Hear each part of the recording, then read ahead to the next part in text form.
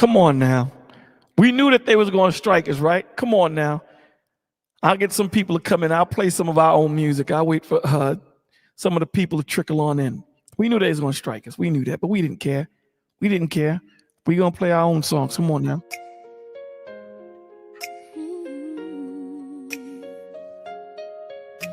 I know this. No. Welcome to the village where love's abound. In the light of Jesus, our hearts are found. A sanctuary for souls who seek His grace. Together we rise in this holy place. Lift your voices high, let the praises flow. In the arms of the Lord, we have room to grow. This is Bolo TV, the village we share. A haven of hope, a place of prayer. With Jesus leading us, we'll shine so bright. In the village of grace, we'll spread our light. Through trials and storms, we'll stand unshaken. With faith in our hearts, the fear will be taken. Hand in hand we walk, spreading His word. In the warmth of the villages, love is heard. Come and find your home, let the Spirit move. In the peace of our Savior, we've got nothing to prove. This is Bolo TV, the village we share. A haven of hope, a place of prayer. With Jesus leading us, we'll shine so bright. In the village of grace, we'll spread our light. So join us today. Leave your worries behind. With Jesus by our side, together we'll find.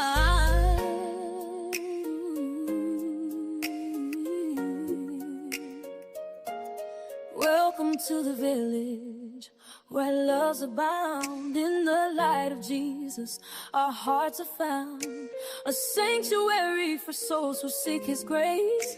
Together we rise in this holy place. Lift your voices high, let the praises flow. In the arms of the Lord, we have room to grow. This is the village we share. Faith in love, with Jesus leading us, we'll shine so bright. In the village of grace, we'll spread our light. Through trials and storms, we'll stand unshaken. With faith in our hearts, the fear will be taken. Hand in hand we walk, spreading His word.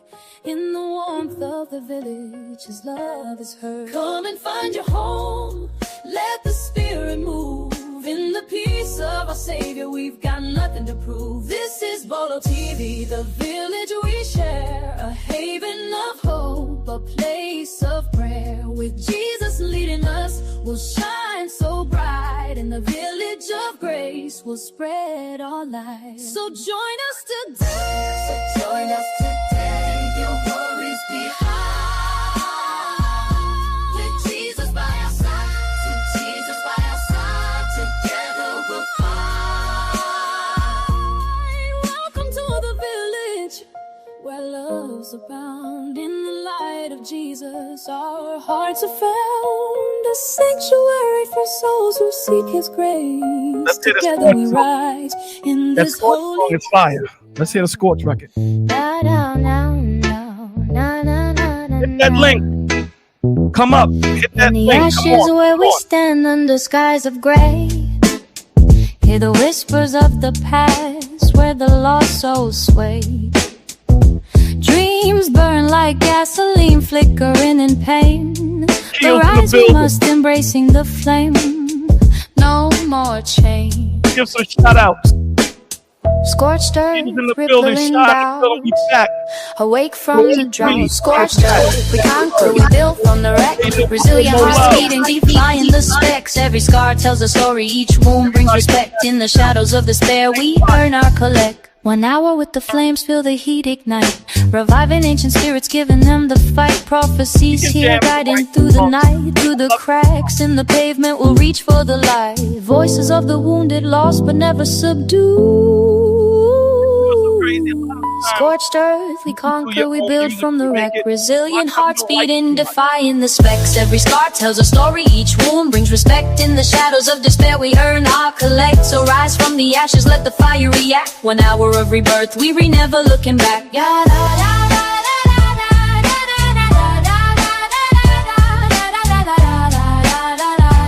Come up, Q. Come up, Q. Get that link, baby. Get that link. Come on now, brother. Get that link. Come on now.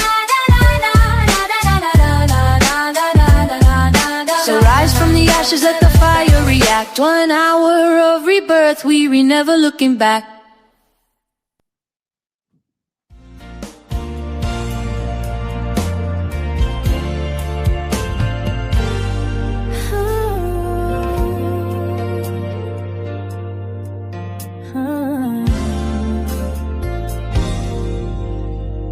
Every moment's fleeting, the clock is ticking fast. We search for signs in shadows, Redeeming for the the time, baby. echoes of Big the dance control. past. Whispers of tomorrow, Listen to the words. Listen to the words. calling out from the divine. With faith as our compass, we'll find the sacred line. I was hooked Open and not stopping. up your hearts, let the truths unfold. Redeeming the time, bringing us from on high. With every breath we take, we let our spirits fly. In our sacred prophecy, we find our way to shine. Redeeming every moment, one heartbeat at a time. Through the trials we Word.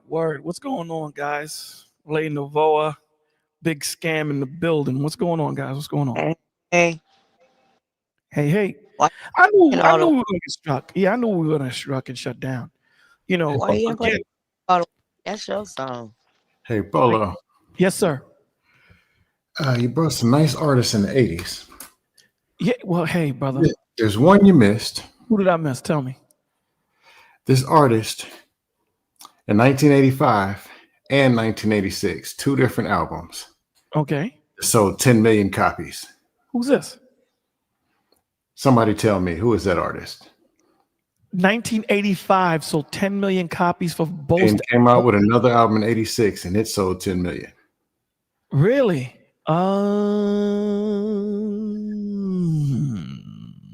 Your guess is as good as mine. I probably know the person after you say the name. It's, Anybody in the chat? Oh, And that record was Breaking Later by Britney Spears. who? Back to back. What song? No, 4 albums. Britney Spears in 1999 and 2000. 2 albums. Oh, really? Britney Spears? Yeah, Britney Spears was big, bro. even That artist is from Newark, New Jersey. Still, y'all don't know? Newark, New Jersey. It's not. Was she white or black? hit me, baby, one more time. The Sorry. artist is black. She's black, Mm-hmm. And it's a she. and it's a she. Whitney. Nah, it's not Whitney. Whitney, it is Whitney Houston. It was Whitney Houston. How you put 80s and forget Whitney? You know what? Back to back 10 million. I was gonna put Whitney, but then I started getting into the groove of the. I started getting nostalgic. You know what I'm saying? I started getting nostalgic. My son loves Whitney Houston, and I love it too.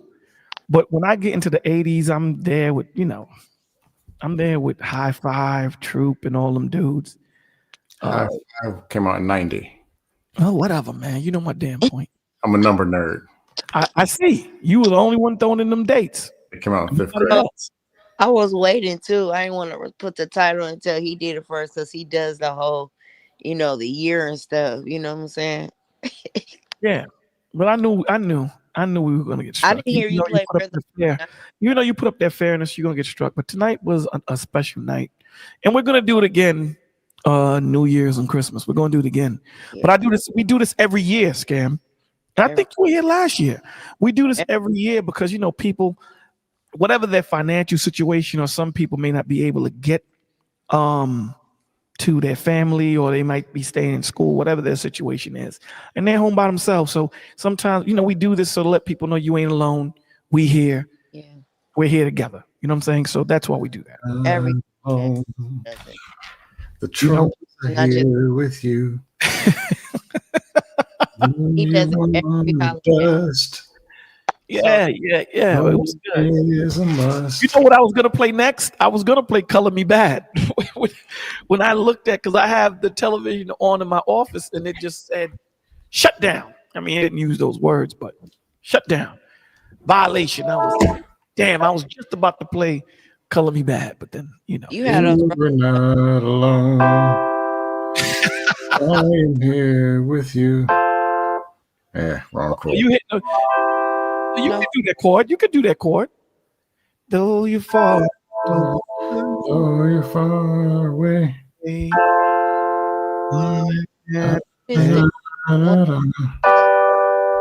Yeah, that one works.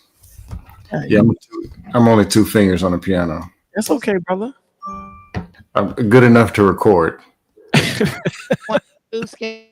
Hmm? You drink wine too? What do you say? You drinking some wine? No, I don't drink. All right. Okay. What the hell is your problem? Yeah, I don't drink, don't smoke. What's your problem, man? Just making sure. You had us rolling though, Bolo. Come on, son. Oh, when I was coming off the head? Tell me my timing ain't perfect though. Come on, son. I give you that little intro, and as soon as I stop, the vocals come in. Tell me, come on now. Yeah, so When you if sing I was born in 80, good, Yes. y'all should know more 80s music and be able to answer these faster than me. Yeah, brother. I didn't hear. I was born in 80. I understand. I was born in 70, 72. Hold on. I didn't hear you play Rhythm of the Night or what's that one song? I lost it. I sing too, but I ain't got no voice right now. But that song, when I walk the store with you each day, true. Is that true? Orange Juice Jones. Oh my God, Orange Right. Juice. I saw you Walk. walking in the rain. You were holding hands. It's raining. No, let me stop. It's raining. Man, wasn't that the weather girl? I'm sorry. How y'all get beat in 80s music and y'all was born in the 70s? I'm Y'all had a sorry. head start. Pat. Yeah, where was Bobby Brown Don't Be Cruel at? That sold 5 million copies. Okay.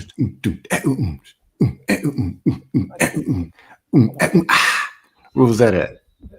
Oh, that was Bobby Brown.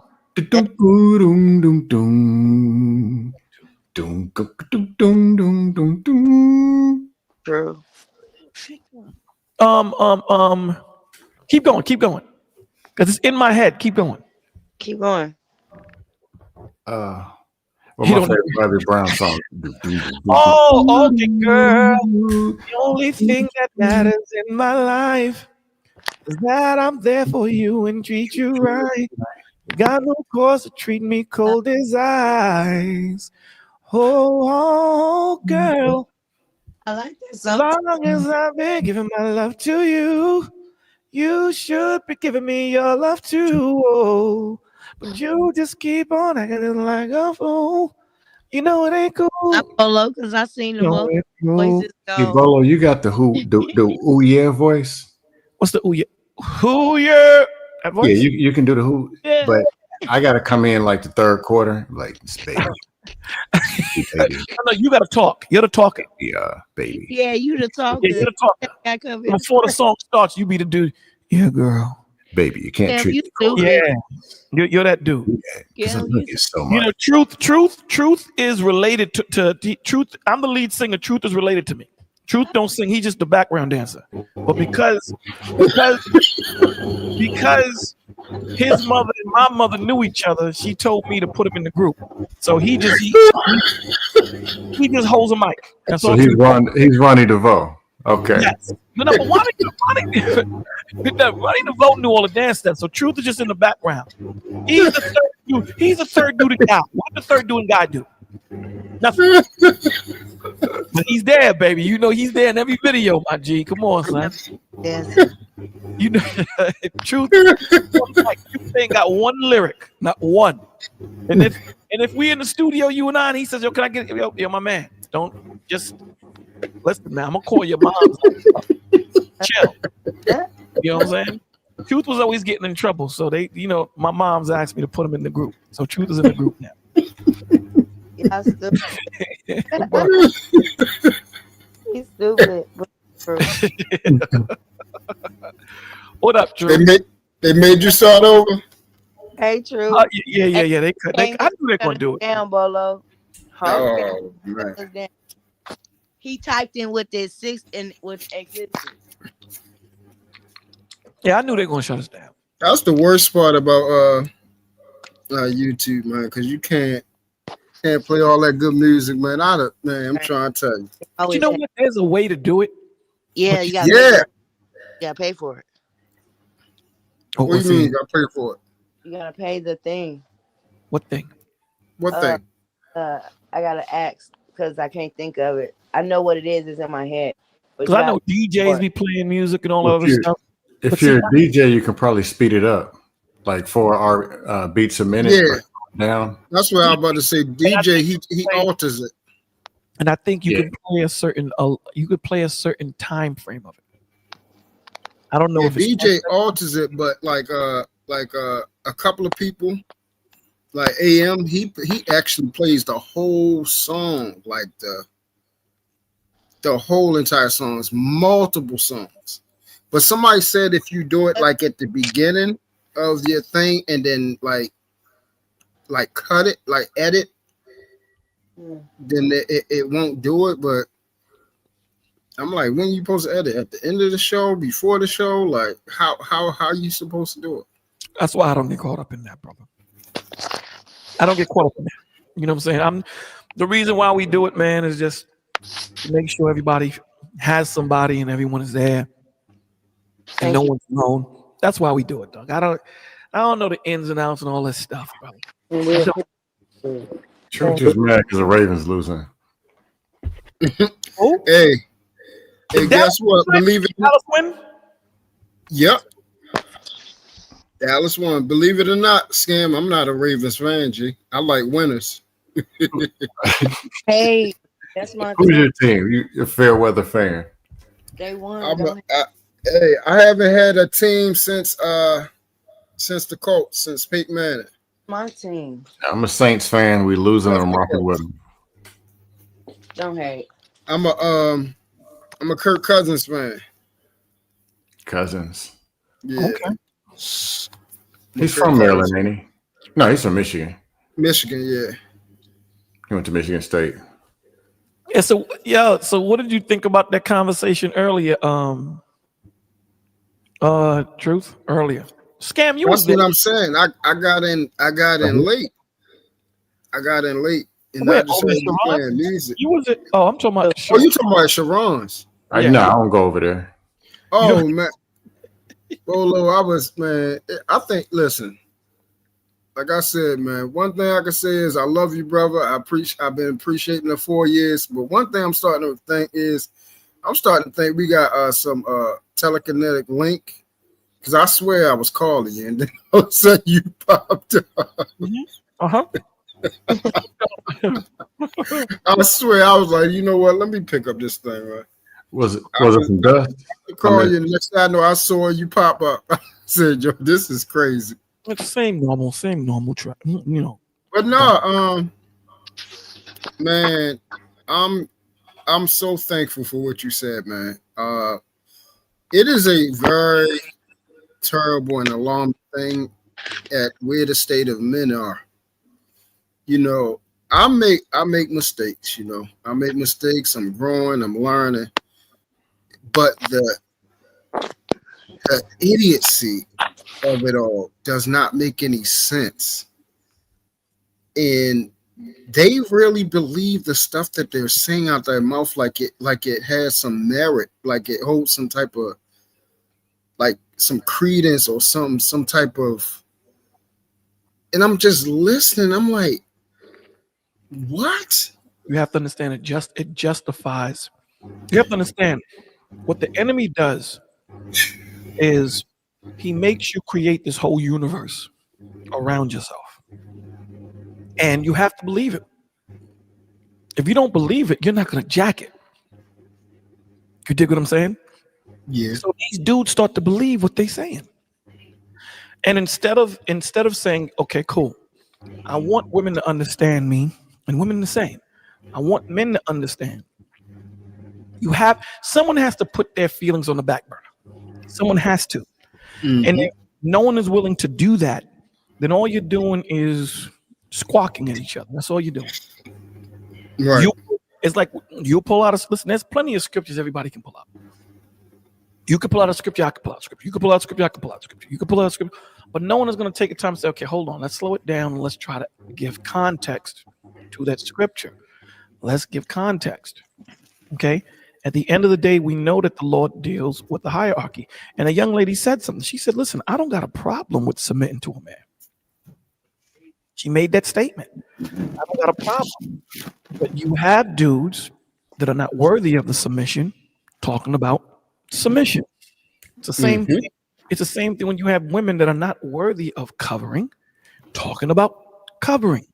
Correct. Cats need to say to the women, no, you shouldn't talk. Just pipe it down a second and just listen. Because a covering is a privilege. It absolutely is. Covering is a privilege. Okay? The same way submission, it's a privilege. It's a choice. I am choosing to cover you the same way you are choosing to be submissive. There is no conversation when you come into the spirit, when you know what you need. When you know, and that's the problem. And that's why I made the example scam of a lot of these men are jumping into the NBA and then learning how to play basketball. It doesn't work that way. When you have the foundation of knowing what you want as a man and knowing what your trajectory is. And again, you're not perfect. You ain't got it all together. You're learning, but you have the foundation of what a man is, what a husband is. You know what you need. You know what you're going to add to yourself. But these dudes don't. They don't know themselves. They're learning to be fathers and learning to be husbands while learning to be wives and learning to be mothers while they're in it. And the person that suffers is the child. Hey, Bolo. Yes, sir. That's what I was trying to explain. So I was trying to explain like over, we'll say the last 2 years, because at first the women was upset at me because they thought I was in step with the guys, right? Because of certain things that they were saying that they wanted, or certain things that they were saying how certain things are operating. So my mindset was, I'm thinking that these guys want the same thing I want. But then I started asking certain questions, to pull out certain answers, because I said, okay, we about to see what the actual truth is. All right. Do you want a wife, or you just want to fulfill pleasures and lust? And every question that I found that I asked, at the end of it was pleasure and lust. And the same thing you told them, I'm saying, I literally tell them every time, you're asking for something from a woman that you yourself aren't willing to give. You're asking for a woman to be loyal, but you aren't loyal. You're asking for commitment. You aren't committed. You're asking for monogamy. Saying out of your mouth, I'm not going to be monogamous. I'm not supposed to be. The proclivities of a man is not supposed to be. Everything that you're asking for, you are not trying to give, nor do you have. But you're expecting someone to give. And it's the entitlement of it all. And the same thing you said, that woman, when it says, he that findeth a wife, that woman is a wife in waiting. She's a wife ready for you to choose her if you're a husband, so she can learn to be your wife.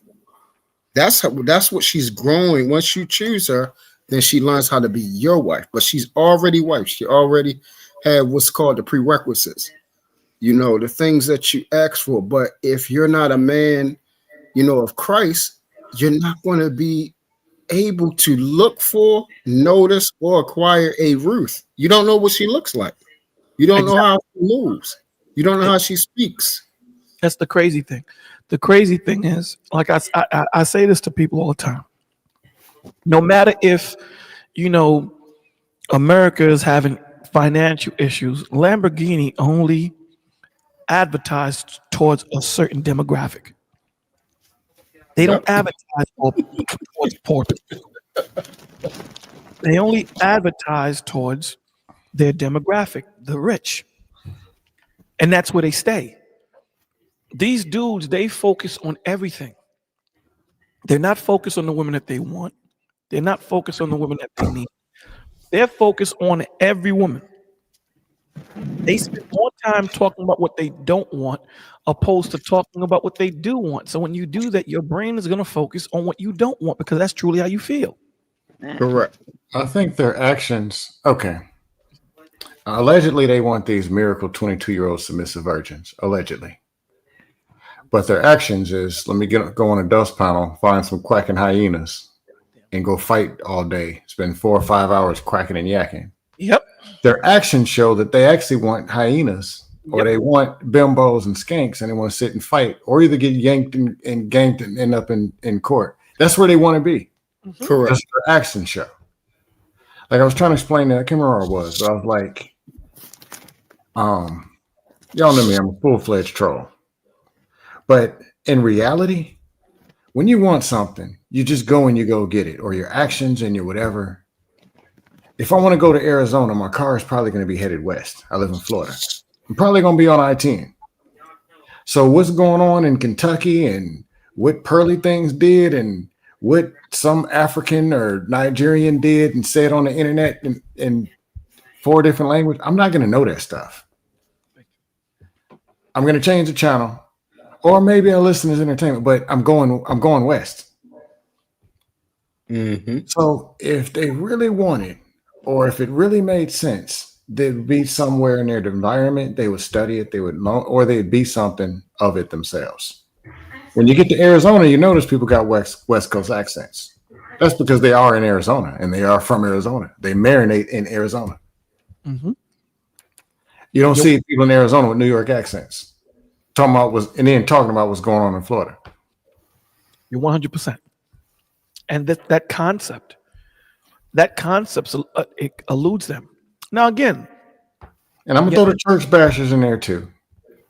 They complain about the church that they ain't been to in 40 years, but they know everything about it. You ain't been, but ain't no men in there. How do you know? You count them? You know, it's so crazy. I remember this had to be last year, I believe, and every time we would come on, right, it would be either myself, Lyric, or Ant at the time. And you get all of the scholars would come up on the stage and refute, and they'll be able to break down everything. And what tripped me out is the only time they ever came out is when we were broadcasting. Where were you when people needed to hear this information? Why is it that when you have somebody that says, I'm going to do something, you're the first person to want to go up there and fight? Why haven't you added your brick? So one day I said, I'm going to give you 2 hours. I'm not going to say a word. I want all of the people that always think they know something. You get all these dudes that are scholars that don't know a damn thing. All these chicks that are scholars that don't know a damn thing. They come up and they want to refute you. Cool. I gave a stream 2 hours, me silent. Just 2 hours. Me not saying anything. No one came up. I remember. From now on, none of you people ever come up here talking nonsense. Because when you're given the platform to talk, you don't want to talk. You only want to refute. You only want people to feel as miserable as you. That's it. That's all it is. And when you acknowledge them and show them what they are and show them, listen, vampires don't have a reflection, baby. Pull out that mirror and show it to them. You have no soul. You have none. You don't stand on nothing. You really don't. So that's why I came up there, said what I said, and I left. There's no need to let these dudes and these women. I don't got no time for my brother. Hey, and a lot of oh, go ahead. My bad. A lot of times I don't even have conversations pertaining to submission and marriage anymore. You know what I'm saying? I really don't. I've left that conversation. Does it come up once in a while? Like now? Yeah. But what my focus is now is your relationship with Christ. That's more important. Before you even get into marriage, you should have a good relationship with Christ, because your marriage will be based, you have a reference point, right? Right. As men, we're Christ's wife. Okay, we're the representative of Christ here. And then he tells us, I'm going to give you a wife. So we should know both sides of it, because not only are we husbands, we're also wives to Christ, spiritually speaking. So we should know both ends of it. And we should be able to be empathetic and sympathetic toward both sides, as a leader and as a wife. And a lot of the times these cats don't even understand that. So before we start talking arithmetic and we start talking plus and adding, let's get the basics. 1 + 1, 2 + 2. You won't talk about quantum physics. You don't even understand what 1 + 1 is. And that's the problem. You're having conversations with people that are they're not in what they're trying to be professionals in. Yes. Dogs. Now, again, I'm not saying you can't have an opinion on it, but you stand firm on it as if you it. It makes no sense. It makes no sense.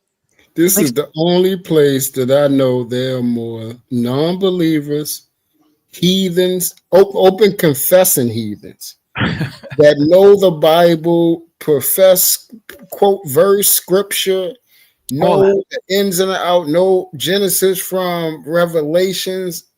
I mean, they are the greatest theologian and pyro script, and they got it all. And I'm like, so you know all that, right? And I'm wrong and you're right. But you mean to tell me you haven't figured out how to submit and love the person that owns this book? That who is this book? This book is actually him. His words, which is why he said his words will be forever. You don't know him, but you know all of it. It's the most alarming thing. And I keep saying, like, look, man, please, the manipulation tactic is not working. You're not going to use it to manipulate women into doing what you want. Because that's the only time they want to quote scripture and talk about it, or to make excuses for their ways. They always try to find loopholes, or this is why he died, so he's going to forgive me, or the Bible says for women to do this, and the order is God, man, woman, child. They love those scriptures, but like you said, when it says die for your wife, your prayers will be, if your heart, they look at you like you're a maniac. Die for my wife. If you're harsh with her, your prayers will be hindered. Huh? Mm-hmm. Huh? Joint heirs. They don't know those parts. Yeah, joint heirs. They don't understand those parts. They don't get it. They don't get those parts. And see, women don't understand. And again, we're equal opportunity shooters. I can't cover anything I don't have authority over. Period. Take it how you want. If I don't have authority over you, I can't cover you. Because I'll give you another example, brother. You remember the thing with I don't want people to clip it. And God says that. If he doesn't have authority over your life, you ain't covered by him. Understand that. That's word. That's gospel. Okay? Period. I'm not going to take a job that I have no authority over. I have all the responsibility, but when it comes to the authority, I don't have it. Keep that job. Keep it. You want me to cover you and do all these things, but when it comes to me saying, okay, we can't do this, you want to be equal? Nah, not here. Not here. So, brothers, you need to walk more circumspectly, and women, you need to walk more circumspectly. Both of you guys need to walk more circumspectly and make sure. Take your time, man. Take your time. Be patient. Don't be so quick to want to just jump into something just to say I'm in something. Take your time. But go ahead. Truth, you want to say something? Yeah. Well, first thing, are you messing with a pen? That ain't me. No, Oh, that's not you. it's not me. Oh, all right. It's probably scam. Messing with a pen. Yeah, the clicking of a pen, like when you pop it. Oh no, that's me with the mouse on my other computer. Oh, you clicking the mouse. Okay. No. I was trying to piggyback off of what you were saying about. Do you remember the thing with Will Smith and Chris Rock? When he slapped him? Yes. Yeah, what about it? So, it was a big discrepancy for that for about about a whole month about the scenario. So I'm having conversations and somebody asked me, Truth, do you think Will should have slapped Chris? I said, yes, absolutely. What? After all she did to him? After she disrespected him, embarrassed him, made him cry, put him to shame and embarrassed him, screwed a kid in his house, screwed his child's best friend, and then he should, slap another man over her? I said, you see right there? I said, you have no idea what husband actually means. Like, y'all have no clue. This is why I said it's not for everybody. He chose her. That means what comes with her, that's all of it is his responsibility. That is his wife. No matter what her behavior is, that's his wife, his last name, the mother of his children, the woman he's choosing to be with. So that person, he's supposed to protect her honor. He's supposed to protect her right. He's supposed to, just like if she was all good and didn't do none of the stuff that we don't even know about. If we didn't know and we knew that we believed that she was an angel and did no wrong. Would you say then he wasn't supposed to defend her honor? I said, that's why you guys aren't husbands. And that's why he is a husband, because he knows the name of the title and he knows the responsibility comes with it. You have to choose correctly, and whatever you choose, there are consequences. Consequences is not a negative nor positive thing. It's a result of your choice. The result of his choice is he has to deal with that type of woman. He loves her. He has to defend her honor. He has to protect her at all times and die for her. That is his wife. God is, once again, and Bolo brought this up earlier. God wants you to come to him and tell him, this is the wife you gave me. That's what y'all running around here talking about. These are the women you gave me, Lord. Land the plane. Yeah, Lady Laverne, chill with that. Chill. You'll get in. As soon as he finishes, you get in. We ain't in a rush. Go ahead, B. Oh. Yeah. Soon as, if she was all good, would it be correct then? And then they said, well, what if your wife did that? I wouldn't have slapped him. I'd have floored him. You think I'm going to be a man and allow you to disrespect my woman while I'm right there? That's not even a question. And I wouldn't want to be around no man that wouldn't defend that honor of their wife. Why did you choose her? Why does she have your last name? See, then that goes into, I understand your point. I understand the sentiment, and I'll be quicker so that Lady Navarre can get in, and then Mo. I understand your sentiment. I definitely understand your sentiment when you say that. You see, when you're in situations like that, nah. I don't think he should have went up there and slapped him. And I'll tell you why I say that. I'll tell you why. You put yourself in that situation when you know that when you're at the Oscars, especially if you're a big actor or a big actress, you're going to get shot at. Lord. That's what comedians are going to do, especially if you're big. If you're nondescript, they're not going to say nothing about you. But if you're big, they're looking for a viral moment.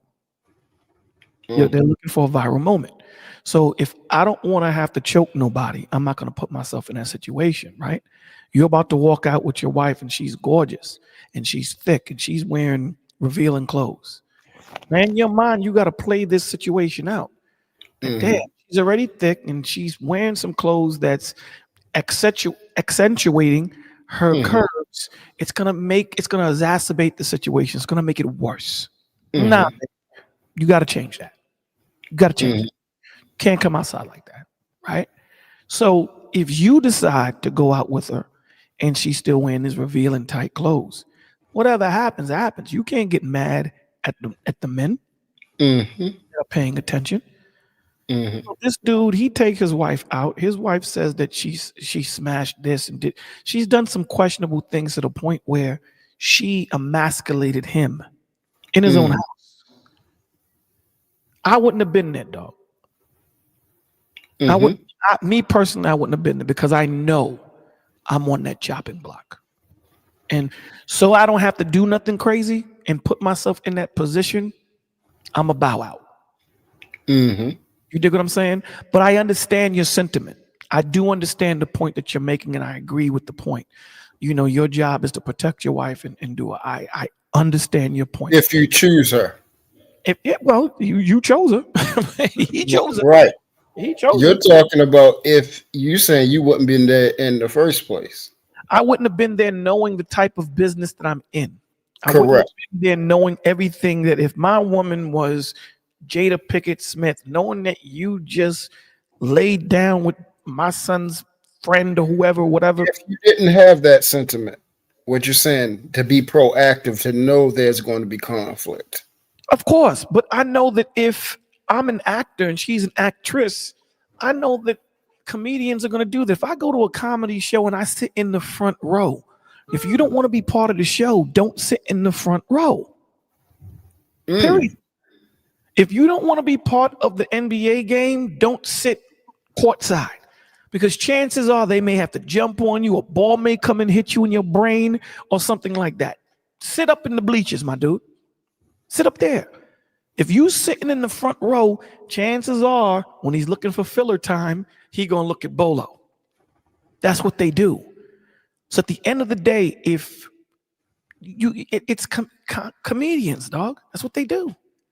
But if I know my wife is off the chain, and some of those things that she's done, if someone makes fun of it, it's gonna pierce my heart. That was he didn't slap a Chris Rock for him. I mean, for her, he slapped Chris Rock for him, dog. It had nothing to do with Jada Pinkett Smith. There was just so much angst and so much anger because of all this stuff that she's done when she emasculated me. He can't slap her. So what does he do? He looks for a reason like anybody does, right? You know, when you pissed off and you got 50 different things on your mind and, you know, your wife does something stupid, something small, and you just take everything out on her. And she says, I know you ain't mad at me like that. How was your day? And you said, it was terrible. All right. So you're not really mad at me. You're mad at your day. Yeah. Okay. You know, but that's what that was from my perspective, from when I'm looking at it. But I went too long. Lay in the vote. Go ahead. Get in. You already said what I was going to say. Go ahead. I'm good. Okay. Mo Love, what's going on? Did you make it home? Yes, I made it home. Okay. I'm glad that they didn't cut us off before you made it home. Right. Me too. The music was great, though. Thank you. You wanted to add to the conversation that Truth was bringing up? I understand what Truth is saying. You do have to be responsible for who you're covering, but her as the wife, I do also believe that she may have made it difficult for him to cover her because how do I say this? She completely dishonored, her marriage vow, and she exposed like a lot of their private issues. And you can tell that through the interview she gave, she was emotionally detached. And when a wife dishonors And when she exposes her home like that and the things that are going on in the marriage, it makes it hard. And I know that marriage is difficult enough in itself. So I feel that she added fuel to the fire. And then when you talk about a wife in the aspect of a Proverbs 31 lady, which we know that she's not, it says, a foolish woman tears her house down with her own hands. So Will stepped into what I would say a moment trying to defend a woman who had not defended him, their covenant, or their home.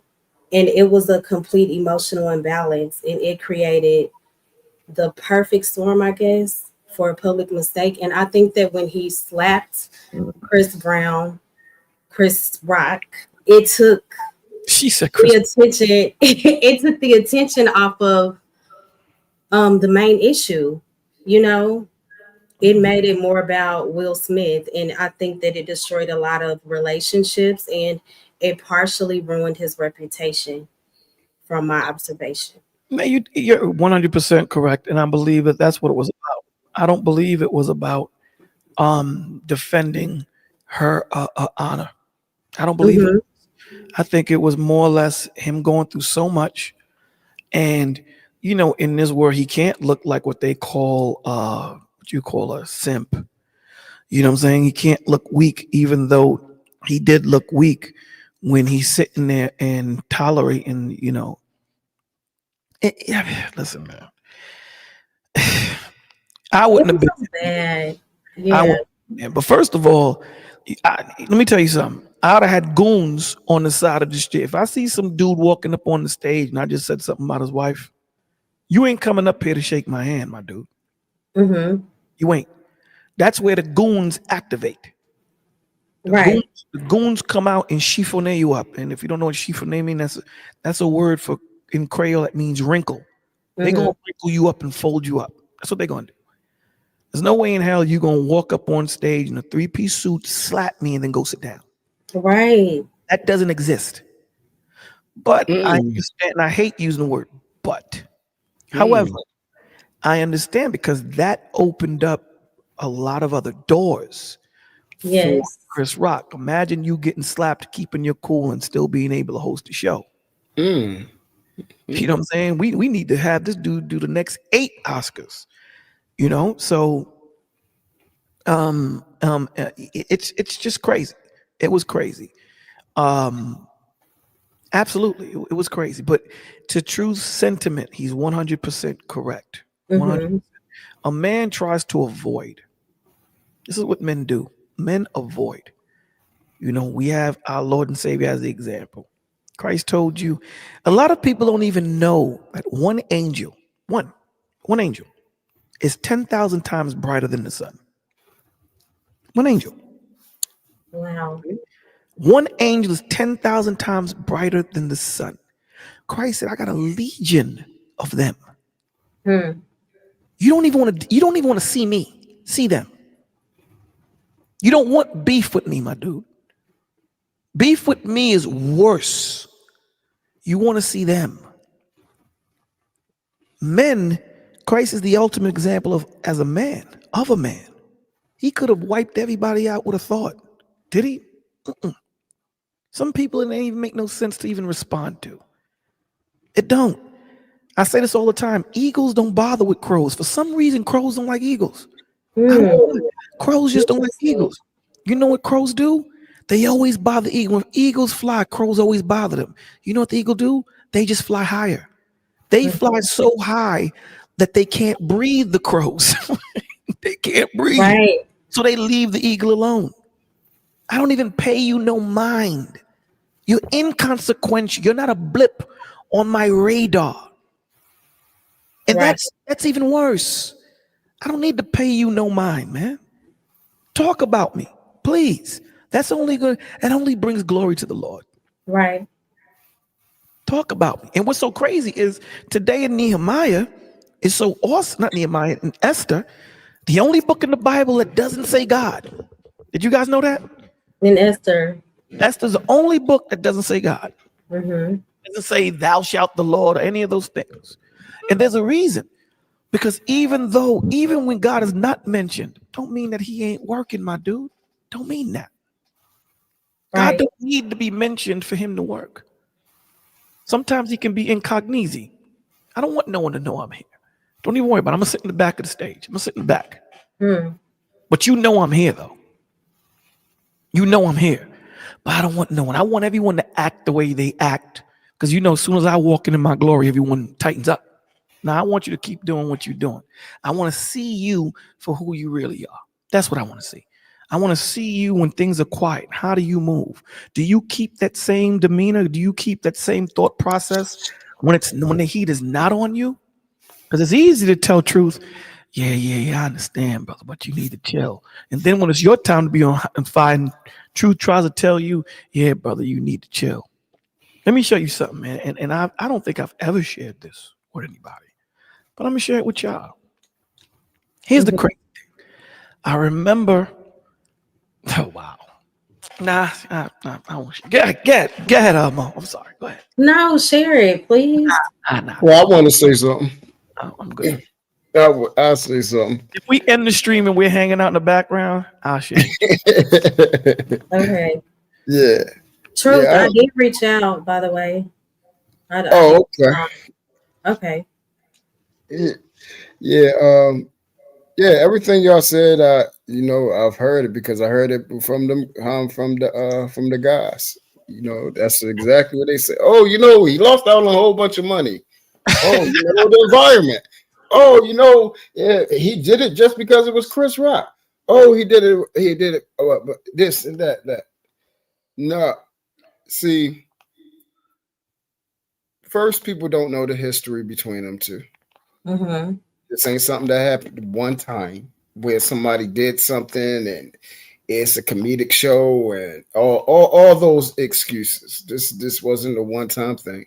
There's a documented history of him and Jada actually getting into it, and him saying inappropriate things. Yeah, he got out of, I think, about 3 years before that. Yeah. So yeah. that's the first thing. The second thing is nobody believed he would do something like that because of his image of being this 6'4", 235 teddy bear. And that's the worst part about the world. They think because you're quiet, you laugh, you're goofy, like you can just be pushed over. You can just be talked to any type of way because you're not violent and everything. At the end of the day, and this is why I tell the guys on here, you know, when they saying all types of stuff, suck my dank thing and all that type of stuff. Yeah. Bro, at the end of the day, we are men. We are men. The propensity and the guy that's the nerd and with glasses and you never seen him fight before or anything like that, push him where he feel as though, not you, not anybody else, feel as though that him as a man is being disrespected, and let's see how he interacts with himself. Me, money doesn't move me. That doesn't change me for how I'm going to respond. My environment doesn't change me for how I'm going to respond, especially if I'm disrespected. Especially the one thing that's the most important thing you're talking about in this world that's above everything except for God, my wife. Oh no, you're not going to that. Because if once again, the way I look at it is this, I'm from the old guard. This is how I grew up. This is how the men in my life that were married, that had wives, that this is what they taught me. They said, number one, above anything, you take care of your family, you take care of your wife, you take care of your children. No matter what, even if you grow up and you're growing up and one of your brother, is 8 of y'all. All 7 of y'all is black as charcoal, but one of your brothers, Chris, is light skinned. And daddy is loving Chris just like he loved one of us. But guess who we find out Chris is? Chris is half. our blood, not all our blood. Why? Mhm. Because mama done went out here and screwed the milkman. But guess what daddy did? This is my responsibility. I don't get to pick and choose. I don't get to flip flop. If I don't want responsibility, there's a thing called divorce. If I'm going to be here, guess what? That's my responsibility. That's my child. That's in my household. I'm going to feed him. That's my wife he came out of. I'm going to take care of him. I'm going to clothe him. I'm going to raise him, make sure he go to school, get an education, all these things. And he knows me as daddy. Right. And I'm going to love my wife just as she didn't do Hold on. something. She had the baby while she was married to you, or she had the baby before you? While married. While married. We got an issue. So, Hmm. these type of things, We got and we're talking about me here. Ain't none of y'all got a worse. None of y'all got a worse attitude than me. Ain't none of y'all got a worse temperament than if I get screwed over by a woman or anything. So Listen, if I'm in a situation like that, truth, I might have to go talk to God on top of Mount Everest, brother. I'm telling you. This is coming from me, so you know it ain't even going to go talk to God. Yeah, I know. I'm gonna hand this is if this is coming from me, and I probably will handle it the worst way. Yeah. But this is coming from me respecting a man for what he did. When we're talking about me, my attitude, how I handle things, if somebody slight me versus something like that. But I've been brought up to know that my responsibility and accountability is mine. If I choose to be there, if I can't deal with something, I am not beholden or stricken, especially if she did something like that. Guess what? I now have legal grounds to leave now. So why am I there? Will is there. He can leave. So he has to deal with everything that comes somebody over and over and over and over and over again. But guess what he did? He's saying, I've chosen and I'm going to stay with this. But you got to understand that whatever comes with her. That though, truth. Hold on, let me finish. Whatever comes with her, regardless of whether we like it or not, I think she's disgusting. I think she's disgusting. She is no better. And the example like how he gave, we got Russell Wilson's wife. Do y'all think how she come out there naked with no clothes on and stuff ain't disrespectful to him? She's just as bad as Jada. I agree. So he shouldn't put the same thing. If he should, then somebody come up there and say, look at that hoard out B up here with no clothes on. Oh, well, she out here, like you said, that's what she is. It's an observation. Should he not defend her honor if that's his wife and his children is looking and everything? Like, okay, so you're not going to defend mommy? Yes, even though she's wrong. And a lot of us are wrong. Right. But I know God defend me all the daggone time when I'm dead wrong. That's real. All the time when I'm dead wrong. And me, like I'm better, I'm not going to defend my wife. I should leave her then. So it's either leave her, but if you're going to stay, that's your responsibility regardless, to still live for her, to still die for her if it needs to be. Still respect her honor. That's my last name. That's my baby's mother. You're not disrespecting. Let me ask you this question. So if you're covering her, right? If you're covering her and she is not under your authority, you still dying for her? If I've chosen to cover her, yes. I chose. My dumb tail shouldn't be there. No, but here's the thing. I understand that you chose, and I understand that relationships have issues. There's a fundamental problem that we have to figure out. I'm not taking you no place. I'm not taking you no place where fundamentally my life can be in danger because of you. All right, so now you're talking about him now. That's what I'm saying. I'm not going. That's my point. So listen what you said. You're saying you're not even going to put yourself in that situation.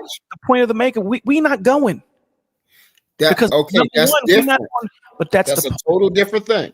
But what I'm saying to you is the reason. That's why I'm saying that there was more to it than that. It's a political thing because he's up for an Oscar. It's number one. I Okay. don't care about the word. I understand. It started off with that topic. I understand. Don't get it twisted. I wouldn't be there neither. I don't give a rat's behind neither. I understand that point. But that's not me, and I'm not going to handle it the way he handled it. But he handled it a certain way, so we have to deal with the way he handled it and kind of critique the way he handled it and what we know, because we don't know everything. We only know what we see. Correct. Right? Correct. And I'm saying to you, nah, G. Nah. I promise you, no. You can't publicly disrespect me, continuously do that, and you and I be at a place chilling. It don't work that way. I promise you it don't. So at the end of the day, I don't blame her. I blame Y'all him. going to that place regardless. I'm not going. Listen You to what I'm saying. listen. No, I'm you're not listening to what I'm saying. What's Y'all, that? you know why you're going to be there? Because Why? your will. Let me explain something to you, Mike. If it was you, this wouldn't even have happened. The red table talk wouldn't even happen. We wouldn't even be having this conversation. No. If I was Will during that red table talk, you would have seen me in the background come from the corner and unplug all the cameras. Correct. So that's my point. And That's get my out. point now. You That's know? my point. It wouldn't even happen. This thing with Chris wouldn't even happen. But we're saying if you was Will, if you was in his situation, if you was Will, made the decision to still be with that woman, allowed the situation with table talk. We're talking about the one instance right here, right now. This is a man that deals with this. So he's already dealing with, he's chosen to say, hey, the whole world knows my wife is a harlot. She slept with a daggone underage boy. Right. Manipulated, misused him, and when he was in his hardest moment, sick, really physically and mentally sick. Depressed. We know she's a disgusting, if it is a Jezebel, she's one of them. But I am true. The point is, I have chosen this as a responsibility. I can't say, oh, I don't. Responsibility is to die for this woman now because I'm here. If I don't want to be with her, I can sign a paper and get up out of it. I got thousands and thousands and millions of women that'll be with me, so I don't have to be with her. Obviously, I am choosing this. Obviously, I'm choosing what comes with it. Chris going to say something. I'm choosing. I'm going to slap the crap out of him. I'm choosing to lose money. I'm choosing to lose this. I'm choosing all of that. But you know what that goes to show you too? There's something else going on. There's something else going on. Let me explain. There's something else going on that you would rather deal with another man and slap him than sit there and deal with your wife. You understand where I'm coming from? In other words, meaning he put his hands on another man, but he can't get his house in order. That's a problem. And you find there's a lot of men that do that. There's a lot of men here on YouTube that come to this platform and speak and walk with their genitals hanging out, but at home they have none. They have none. But they come here, you say the wrong word, them dudes will reach and choke you through the computer. Would you rather do that to the woman? No. I'm saying no, you regulate your home. The Lord tells you get your house in order, dog. That's what he tells you. I know what he tells him. Before you come and talk to me, make sure first you're in order, meaning you as a person, and then you get your house in order. Your house should run. That's the instruction. You know what I'm saying? There should be a structure. That's the instruction right there. A lot of these dudes come out here and they don't have their home in order. They can't sit there and say, honey, we need to chill. That's a fact. You know what I'm saying? But they'll come here and scream at the top of their lungs at another man, but yet they don't even have their house in order.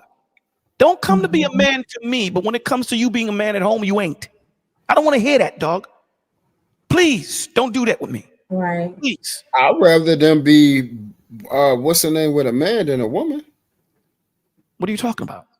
I'm saying to you, in other words, you have men that'll sit here and say, don't talk to me like that, bro. But yet your woman talks to you like you're a piece of trash. Yeah, that's majority of the world. And that's my problem. That's my problem. I have an That's issue. majority of the world. That's majority. Issue. Listen, whatever man, I'm not going to put a number on it. I don't care if it's 50 dudes, 100 million dudes. I got a problem with that. I have a problem with that because again, it's a problem that you yourself can't even create a respect around yourself at home. But yet when you come outside, that depression that you feel, that emasculation that you feel, you want to take it out on everybody else. When it has nothing to do with me. Either it just doesn't happen outside because people in house, the wife know I can't do nothing. The wife know he can't do nothing to me to make me do anything. I have to willfully choose to give him something over. Outside, he can actually make a man respect him. When a woman respects you, you don't even need to take that posture. Mm-hmm. Listen what you said. If that's my point. When a woman respects you because of who you are as a man, you don't even need to take that posture. You don't need. I understand that. Okay. What I'm saying to you is it's something that you have to establish at home. Don't establish it at home and then come out in the streets and try to establish it. Don't do that, dog. That'll get you killed. No, listen to what I'm saying to you. Don't try to establish being a man in the streets if you can't establish it at home. That'll get you shot. I know over here. Why shouldn't he be a man out in the streets when he was already a man out in the streets before he got married? No, dogs. So okay, we're missing each other. What I'm saying to you is there are a lot of men that go home and they're emasculated. And I heard that part. All right. When they come into the street, they try to assert that dominance that they don't have at home. Wrong word of dominance. They try to assert that manhood that they should have at home and that respect that they should get at home. They try to effectively do that outside in the street because they don't get it. The same way when you have men claiming to be alphas. I'm an alpha, I'm an alpha, I'm an alpha, I'm an alpha. When I counsel people and I hear people, what I hear is I'm a beta. I'm gonna talk on their terms. I'm a beta because a man that's a man don't have to scream out to the world, I'm a man. A woman that's a good woman don't need to scream out to the world, I'm a good woman. I'm a good woman, I'm a good woman. You don't need to do that. Your reputation precedes you. Right. And how do you get a reputation? By your character, by your integrity, by the way you move. There's certain dudes that you don't have to know, but you can feel their spirit. Yeah, you can feel it.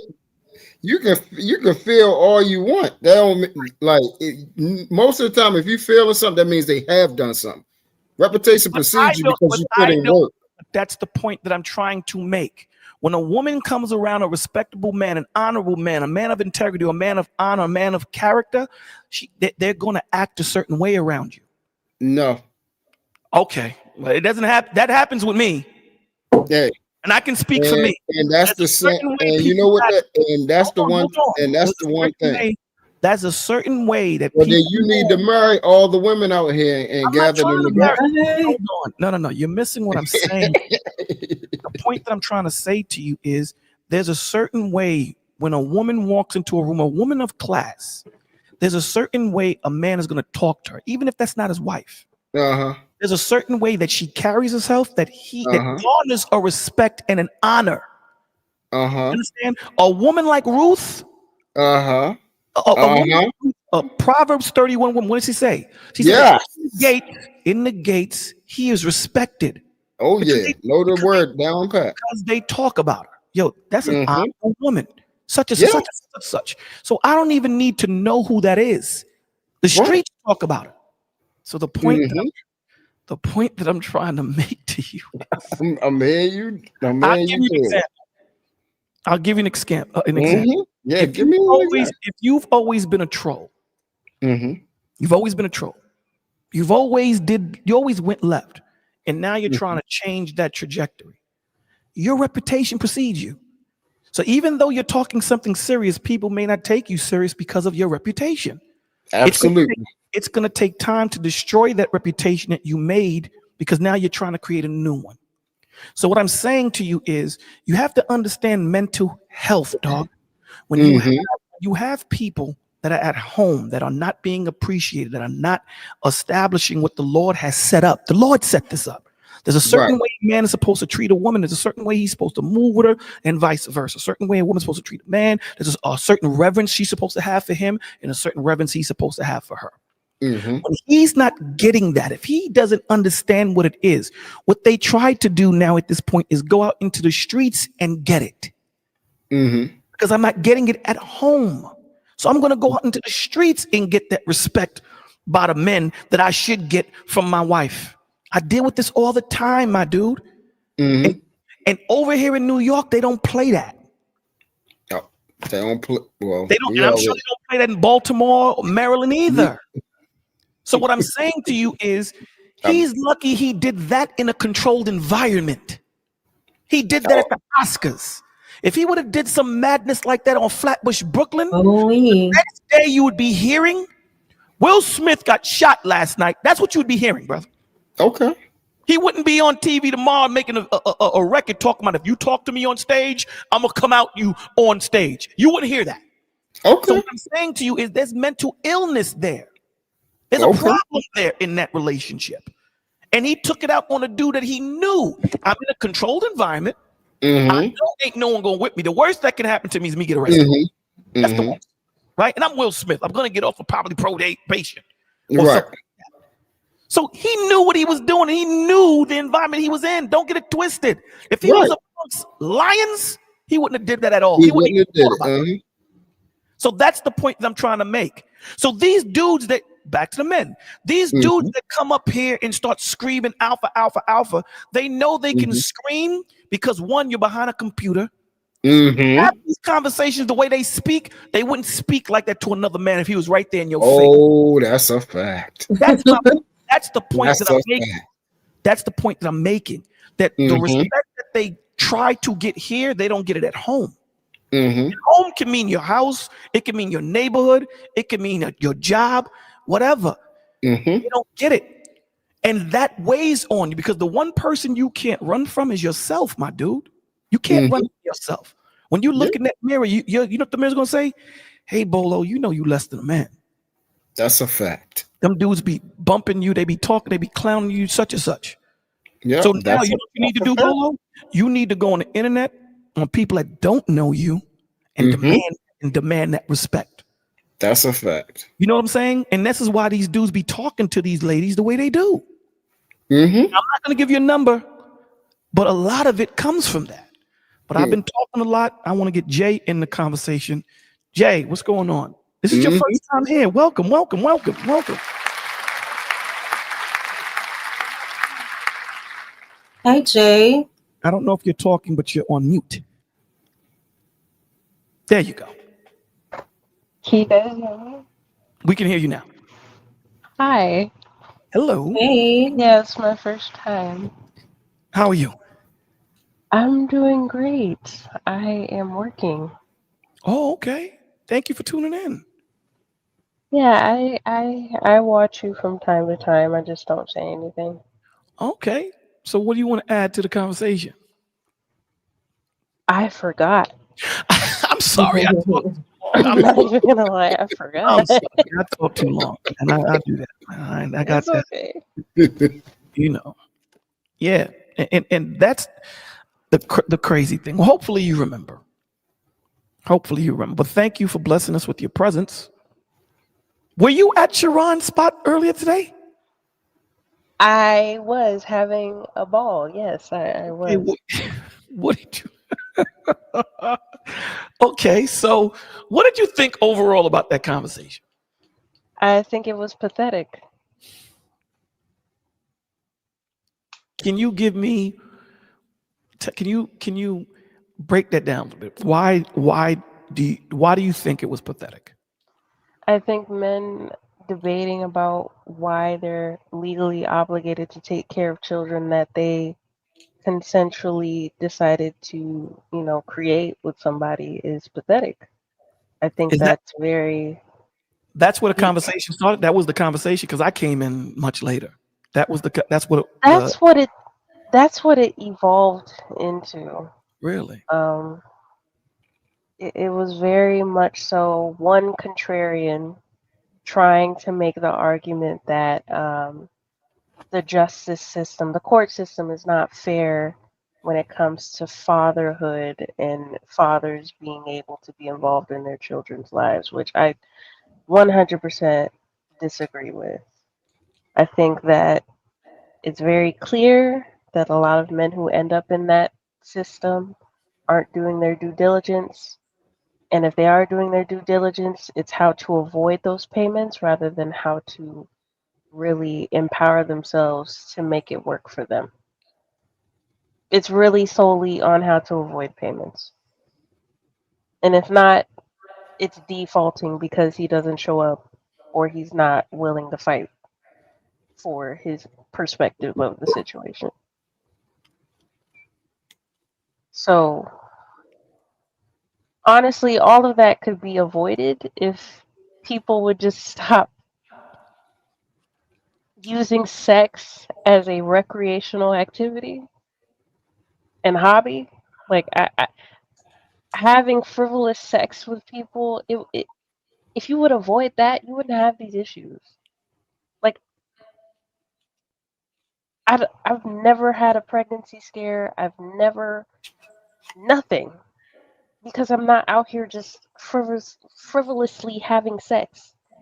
And the men that I do have sex with, I see myself having children with them. It's not like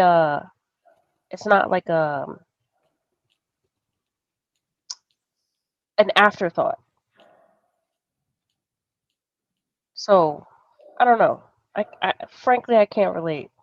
So I just had a ball and trolled a little bit on the panel because that's how pathetic it was and weak, in my opinion. Yeah. See, this is the part that I agree with you on. I do believe to a certain extent that the family court system is biased. But the point that I agree with you 100,000% on, you play stupid games, you win stupid prizes. So I agree with you 100% on that. If this is not a woman, because condoms break, there's no 100% on anything. And when, you have sex with somebody, there's the potential of that person getting pregnant. And if you can't see, because you made a very good point that the men that you've been with in the past, you meticulously thought about it and said, if I did get pregnant, I can see myself with this guy and having a child. A lot of people don't think that far. Jay. Right. A lot of people don't think that far at all. They think for them, they play checkers instead of chess. And that's the bad thing because the kids are suffering. The kids are suffering. You have these women that look at this dude. All he do is play PlayStation all day, every day. And you see these guys, they see these chicks and they know that they have a reputation. And they just say, I'm just going to sleep with them. And then when they get caught up in the game, they blame the game. They don't look at themselves and say, dude, it's my fault. Chalk it up to the game. So 100% agree with you there. That's that. How do they say it in the streets? That's a bar. 100%. 100%. Can I say something? No. Hold on, Jay. Go ahead, Jay, and I don't know who said that. Yeah, I think that was Scam. Okay. And then we'll get Mella. Go ahead, Jay. I will say, clarify that the justice system in general was made to be a biased system. Mm-hmm. It's at its core, that's its structure, and that as much as people want to fight for reform, that will never change. The people who have money and resources usually get over. That's the bias. We could talk about racial, we could talk about gender, but the core bias is you having the money and resources to get the best representation possible. Good point. There's the bias already. So the fact that we want to argue that it's a bias system, of course it is. That's what it was made to do. So, I mean, if you acknowledge it's a bias system, just don't end up in it. I've gone 26. Hold on, I got to give you a bomb for that. You're 100% correct. Go ahead. I've gone 26 years not committing a crime, not having a baby, not getting it. Like the most I've done is a parking ticket, and I just pay those off. I mean, it's whatever. It's a ticket. So you could go through life not ending up in this bias system.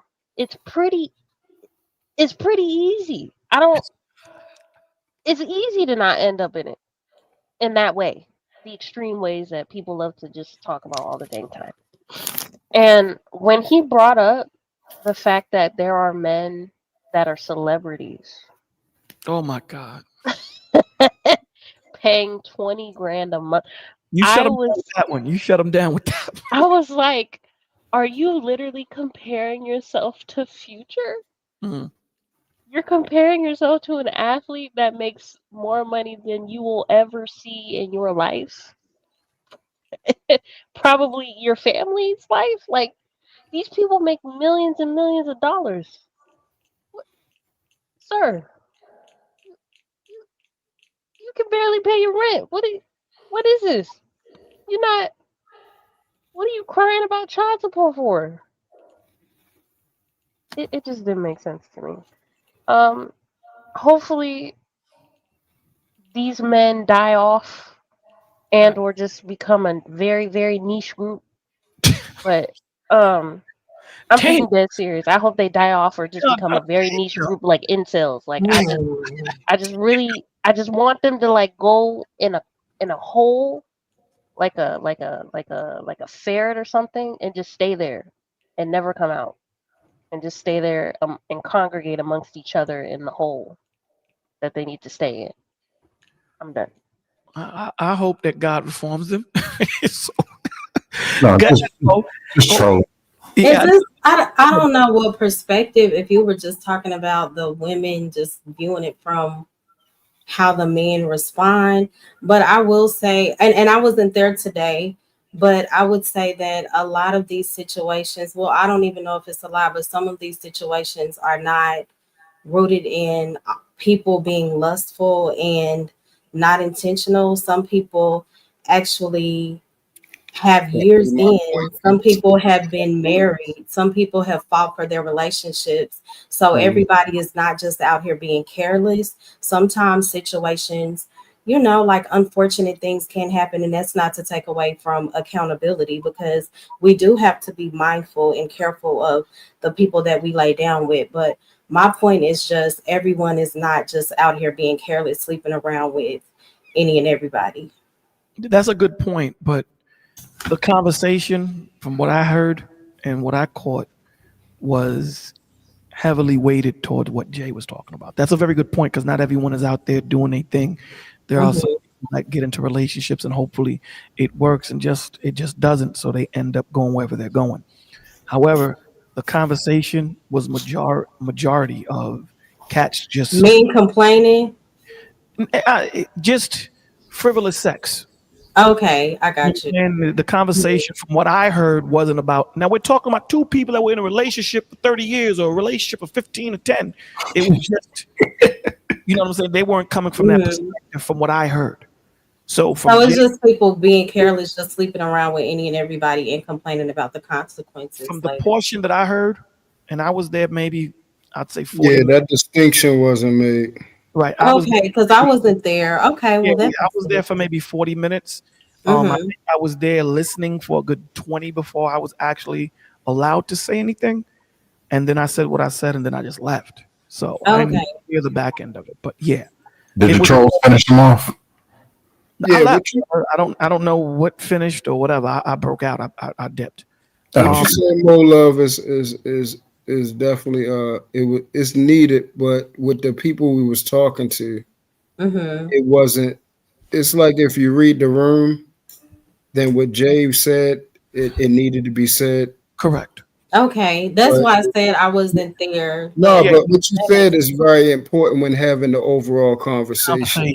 Because 100%. the way we speak, a lot of times, and we don't notice it, we speak in absolutes. Even if we ain't saying all or anything, you can tell by the inference. It's very absolute, like this is going to happen. It's this way, or it's no other way. You see what I'm saying? And not to and not to give credence that there is a other side. Like I told them, the only reason why I am this way right now is because of I know you guys aren't trying to get married. This is not to say that there aren't horrible women out here. Right. That is not the question. That ain't even it ain't even close. Majority of women out here are terrible. But they're the men themselves either are no better or worse. You think majority though, true? Oh yeah. Yeah. Oh yeah. Yeah, It's always a majority. It's always a majority. without question. Remember, there's a majority of people. The majority of people ain't getting into the kingdom. Mm-hmm. Yeah. There's always going to be a majority. And here's the thing, even in the conversations that they have from, I was listening because it was Jay talking to somebody when I clicked in. Even from the conversations that they're having, and I'm listening from the man's perspective because I'm a man, so I want to hear what's going on because people say I bash men all the time.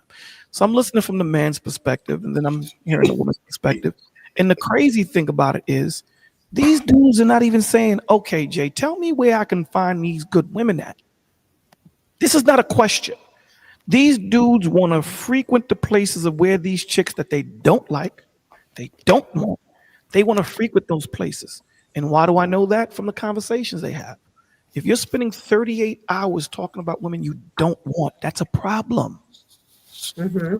Problem fundamentally, But let's get Mela in here. I hope I said your name right. Yeah, thank you. You're always right. Mela, your sound. Yeah, your mic. You don't sound like you're close to the mic. Oh, okay. Anyway, I hope this is better. That's much better. Okay, great. I want to acknowledge the talent, skills, and abilities of discernment that I'm hearing. I just tuned in.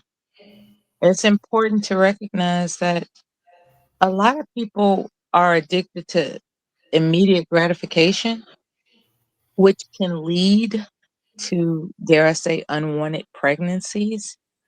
When I say unwanted, I'm gonna make a caveat. Mo Love is right. There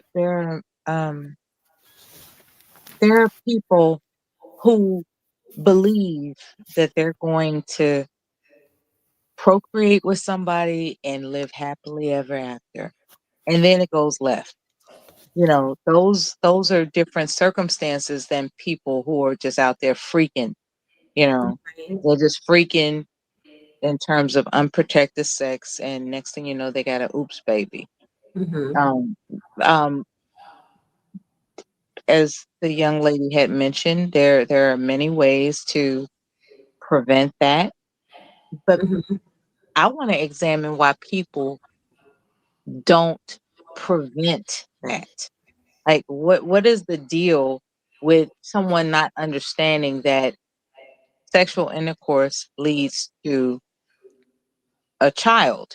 Like, it's like there's this cognitive dissonance in some people where I'll give you an example. I have a veteran friend who confides in me, and he was in an uproar announcing why everybody want to have my baby. That's what he's like, why everybody want. He is totally discounting the fact that he's contributing to that effect. It's like, That do you is hear what you're saying? right. Do you actually hear what you're saying?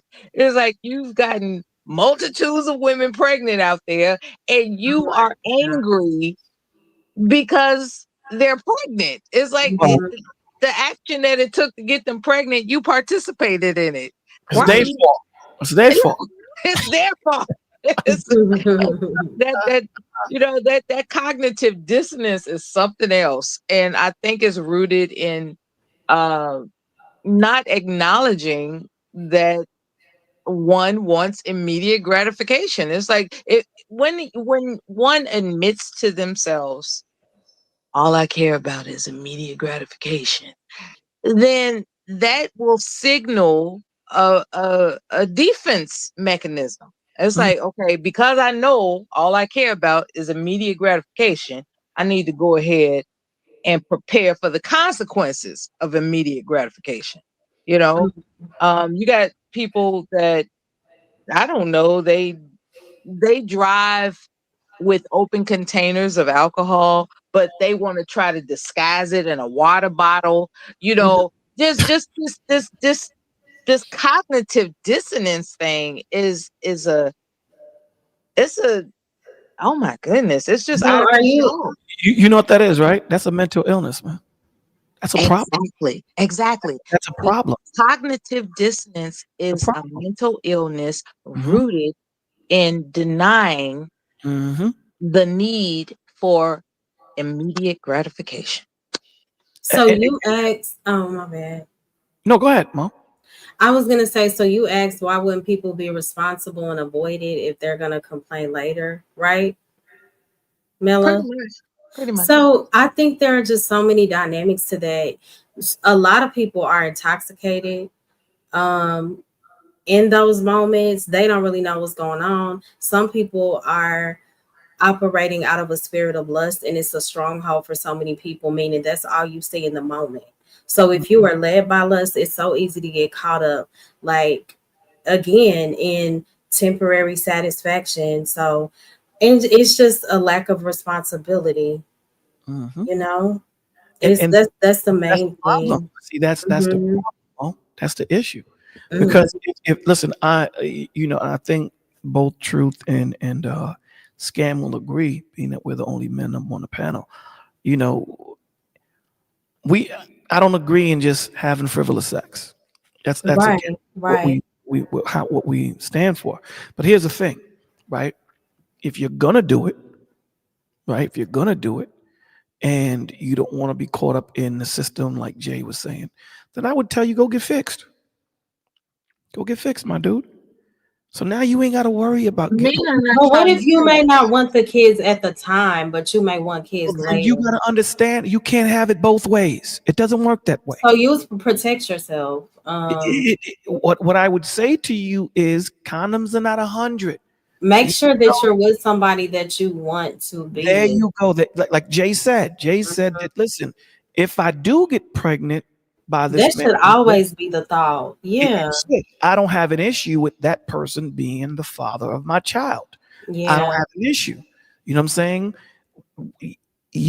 And I'm speaking from the man's perspective. If you don't want children, and that's your thought process, then get fixed. Yeah. So now you gotta worry about that. If you do want children, and right now you in your early 20s, you know what I'm saying? You just want to pop it. Understand, condoms and all these prophylactics are not 100%. They're just not. So, you know, like New Edition, count me out. I'm not going to play that game because I don't want no scare or whatever the situation might be. And even with that, playing the game, if you're dealing with, from a man's perspective, you're dealing with a promiscuous woman, you don't even know how many dudes you're smashing too. Because you don't know how many dudes she's been with. Right. Man, you got diseases that'll make you disappear. Oh my gosh. These things are scary, man. Scary. So then it makes me say to myself, do you have that much respect for yourself? Do you really garnish your life? Do you really value your life if you're going to play that Russian roulette? You can get something from kissing somebody.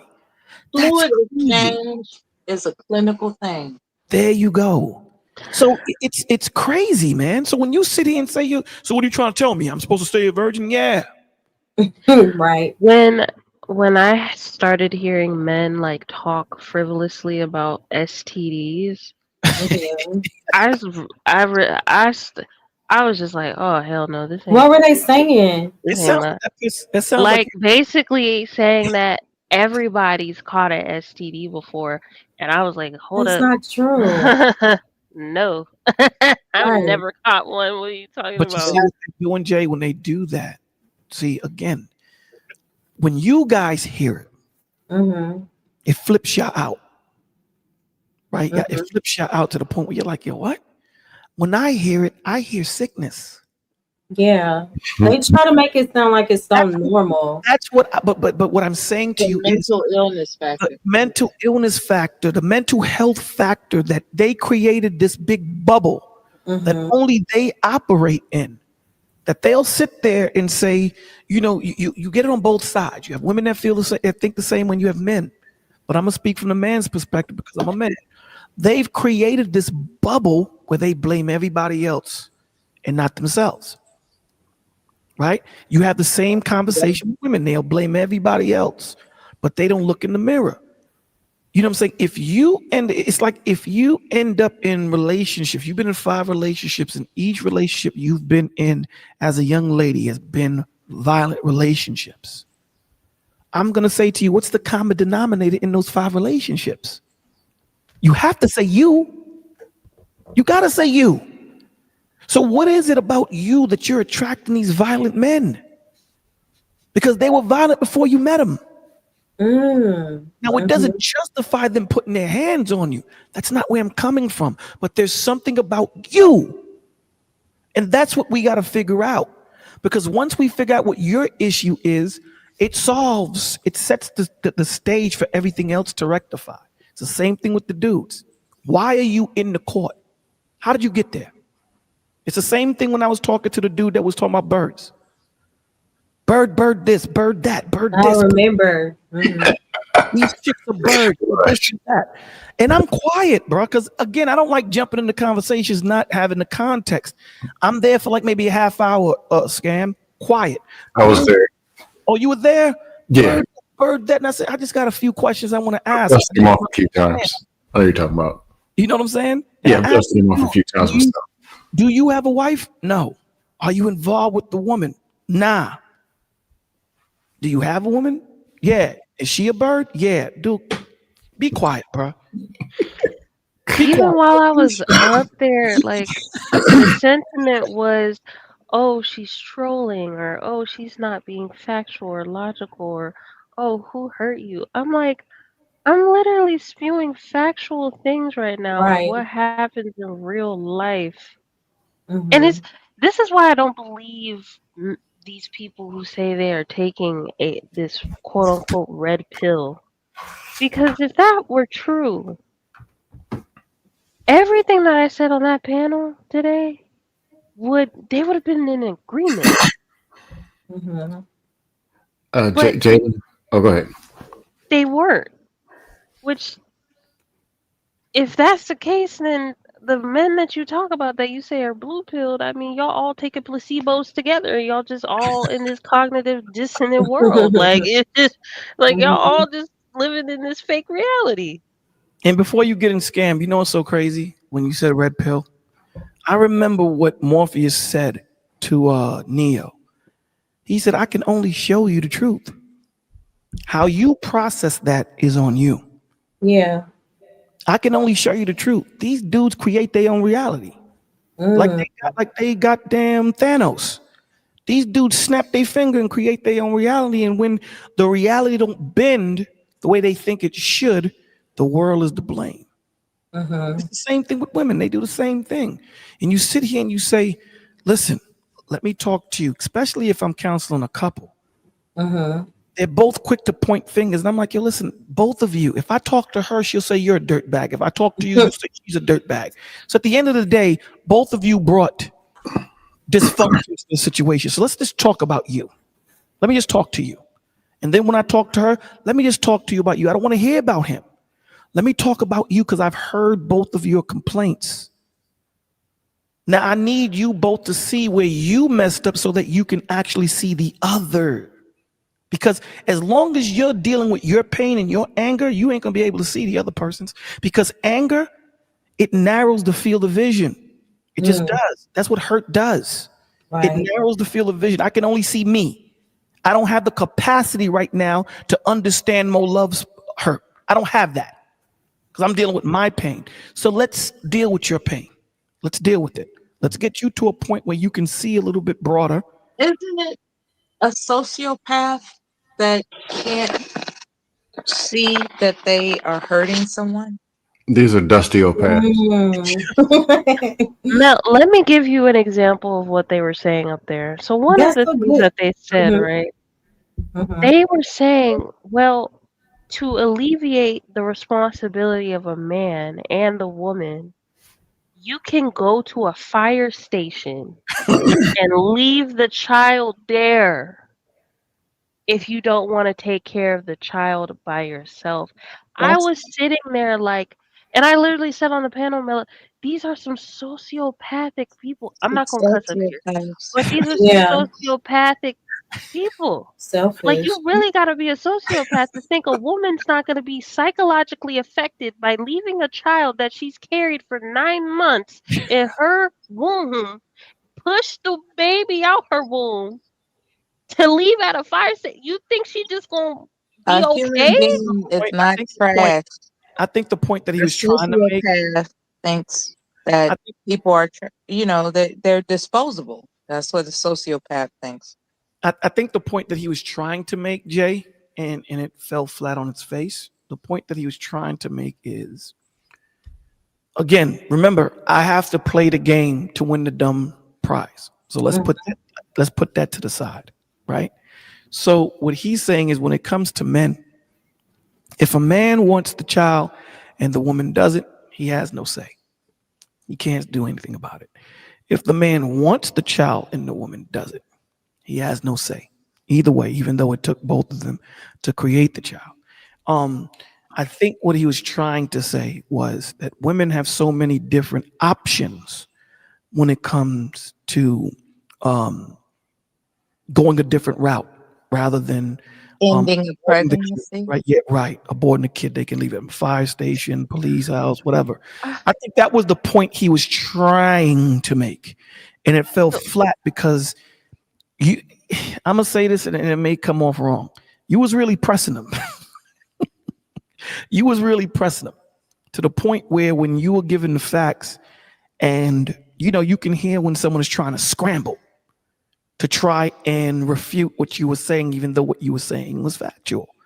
You dig what I'm saying? So the way it came off really absurd. But I think that's the point that he was trying to make, that it's unbalanced in that nuance situation. I think that's what he it's was saying. it's unbalanced because they always acknowledge that men and women are different, but when the unbalanced part of the Then conversation they comes want up, they equality. can never understand Yep. why it's never fair. Yep. Well, That's part that's of the because, Baby sir, J.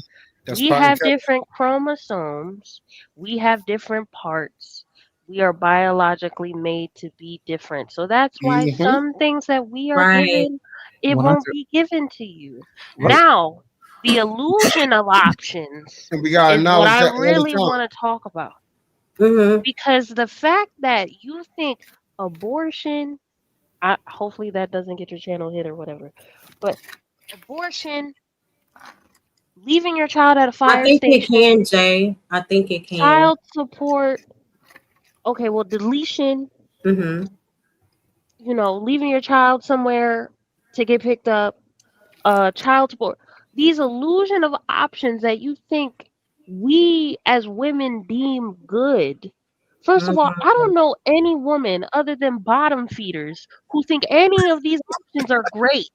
Let's Exactly. be real. Like, Y'all no, doing the absolution thing again. most No, but women, that's true. most No, women do you're not doing the see these absolution things thing as again. great Why options. not? At Hold this on, point, why not? hold on, stop. Let her finish, and then Truth, you can get your part in, and then I'm not Let me I'm get not in after trying to Truth. talk in absolutions. I'm saying most women do not see this as an amazing congratulatory benefit to our lives. Mhm. We lose a part of ourselves in each of these freaking options. None of them do we get to be a whole person. Mm. None of them. We lose ourselves from one of these options. So I can understand why a man who never has to make this decision could come from it from such a quote unquote logical point of view, because you'll never have to sit in the doctor's office and decide whether you need to get a fetus taken out of you or carry it full term and possibly have to raise it by yourself for the rest of your life. You'll never have to worry about filing for Medicaid, Medicare, and then the government coming after that man and the man wanting to blame you for them coming after. You'll never have to worry about those things. Just like I will possibly never have to worry about what men feel like they experience on the other end. Mm-hmm. But to sit in the conversation and act like the woman's perspective or experience is just easier is untrue. It's very much so a difficult decision, no matter what pathway you take. Yeah, I agree. See, you know what it is that trips me out a lot of the time. Okay, get Truth. Go ahead. I'm coming after you. Go ahead. Yeah, so this is what I was stating before. Even when we think we're not, we self-correct eventually by saying most or stuff like that. But when we're speaking and we start saying we, Mm-hmm. that usually means we're speaking from an anecdotal experience. And the one thing that bothers me, or son, this even especially with the men, they speak about experiences that they never had. Mm-hmm. You know, like speaking about this horrible, mean, nasty woman that wrecked your life and all that type of stuff. When you talk to them, they never experience anything. They have a problem with women just being women. Mm-hmm. That's a good point. So on the vice versa, it's the same thing. Mm-hmm. Even, and this is what Bolo said. He said, nobody's not listening. Men know women. Everybody's trying to get their point across. Everybody's trying to get their way. Nobody's coming in agreement to try to see. Let me look from their point of view and say, maybe they do got a point. Let me look for understanding instead of trying to push with my emotion. Is it their nature to do so? So that's when we talk about the sentiment of leaving a child at a station and the deletion thing, per the definition, because we're logical people up here, I think we're very intelligent. That is an option. Per the definition, majority of the world of women are fighting for that deletion quality. So majority of women are looking at as a viable option. Really? In a lot, I don't think that's true. oh, well, you ain't gotta think it's true. Do you have some data? I can show you. I can just back it up by election. How many women are upset about just something Roe versus Wade, and that wasn't stopping baby deletions. That was just a little. I forgot what they overturned. That doesn't mean you can't get a deletion, but they was up in the roar about that. But was that the majority though? You have to actually. You can't just say it with me. You got to actually show me. Well, listen. This is what majority of when you have over 40 million deletions, you really can't talk to me about that part. I mean, it's not even a question. We find more women not wanting children.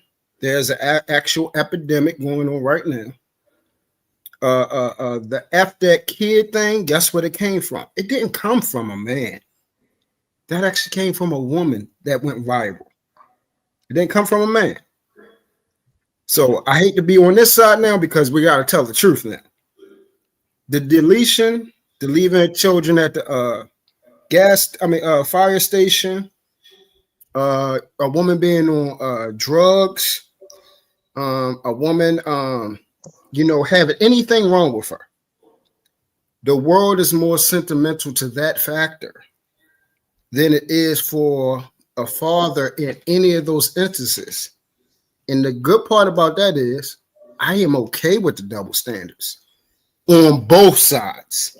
So when we say, okay, you got to understand we aren't equal to women, so those double standards shouldn't be a problem. I totally agree. But guess what else is a double standard that I agree with? men and women aren't equal. There is an order to things that have to be done. And when it comes to succession and divine order, we already know how it goes. So those things don't need to be tried to circumvent it. They just need to be understood. Just like when certain things, if a woman happens to a woman, we say, oh, you know what? We feel sad for her because it's a woman. She's the weaker vessel. She has emotions. We have to understand better. We're men. This is what men do. I accept those double standards because that's how I was raised. But on the other side, we're not going to say that those double standards don't exist either. And we're going to accept them too. What you want to say, Scam? I got a couple of points. Yeah, then Jay, you go after Scam. Go ahead, Jay. Scam. Number one, there's reality. And I'm talking to some of all that was being said. Here's the deal. There's dudes who can get women or who can go get jobs and go do whatever. That's what they go and that's what they go do. They don't have these conversations. You're talking to one. Huh? You're talking to one. Continue. When you're in the conversations, you're speaking on the other side on a different angle. But I'm just saying, for the most part, you said reality, right? Now let him finish. Let him finish so he can make his point. Go ahead.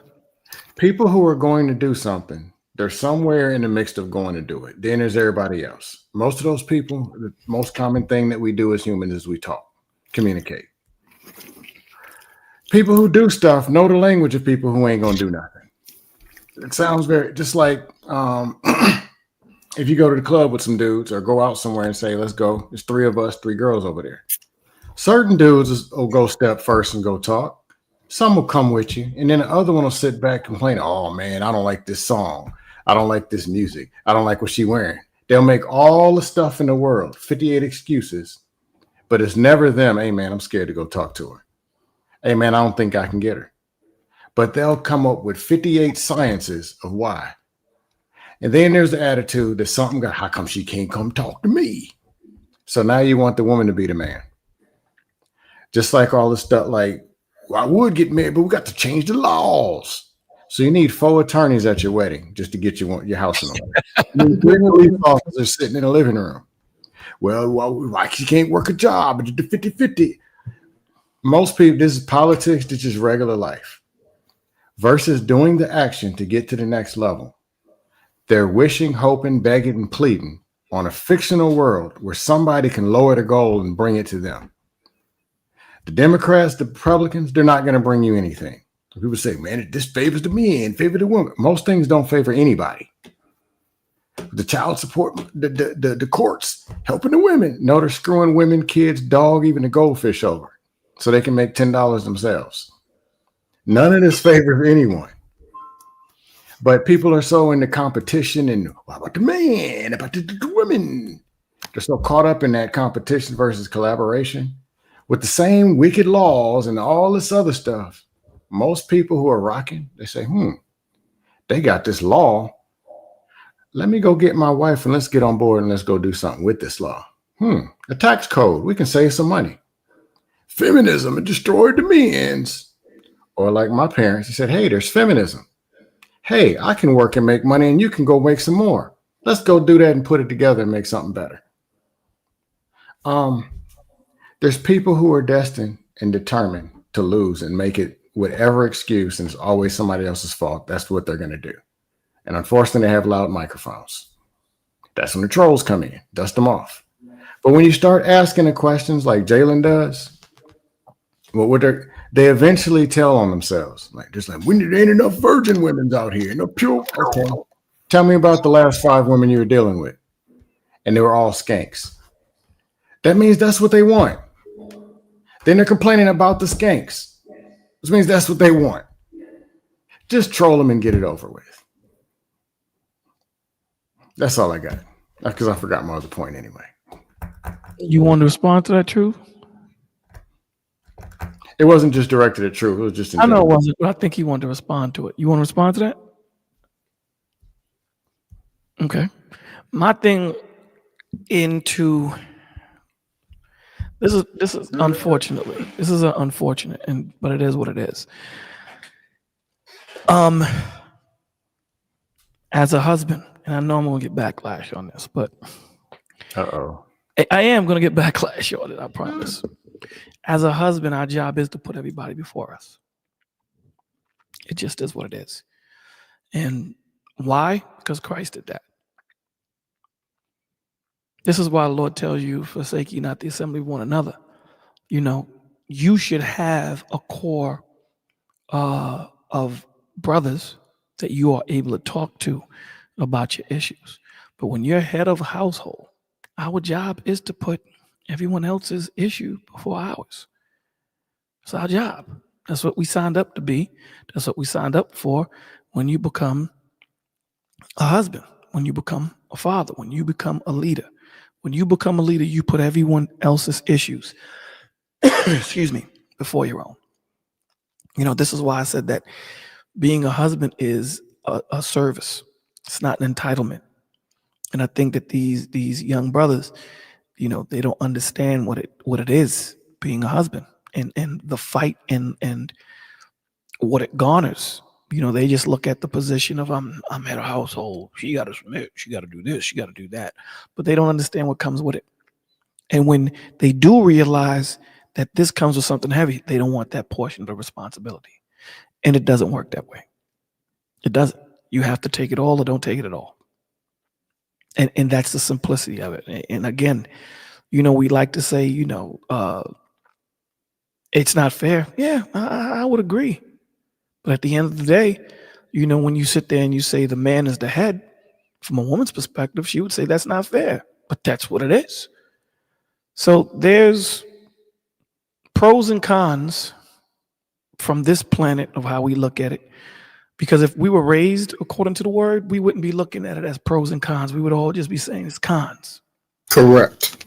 You know what I'm saying? But because we live in this world and the way it is, we'll sit there and say, well, you know, you have this and you have that.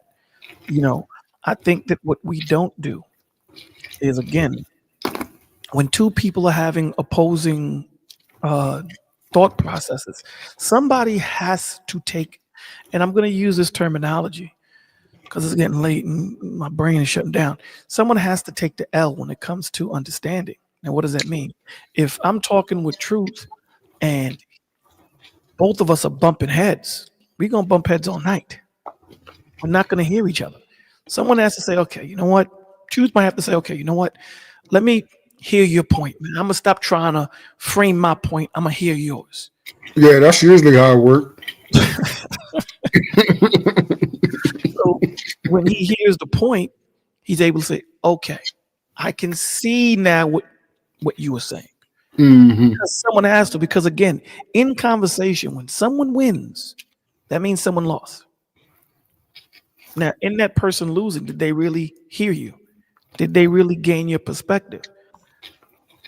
Did you know, because when I walk away from a conversation, I want to feel like I gained my brother or my sister. I don't want to feel like I won. Bam. You know what I'm saying? The gauntlet dropped. Ha. That doesn't push forward the kingdom.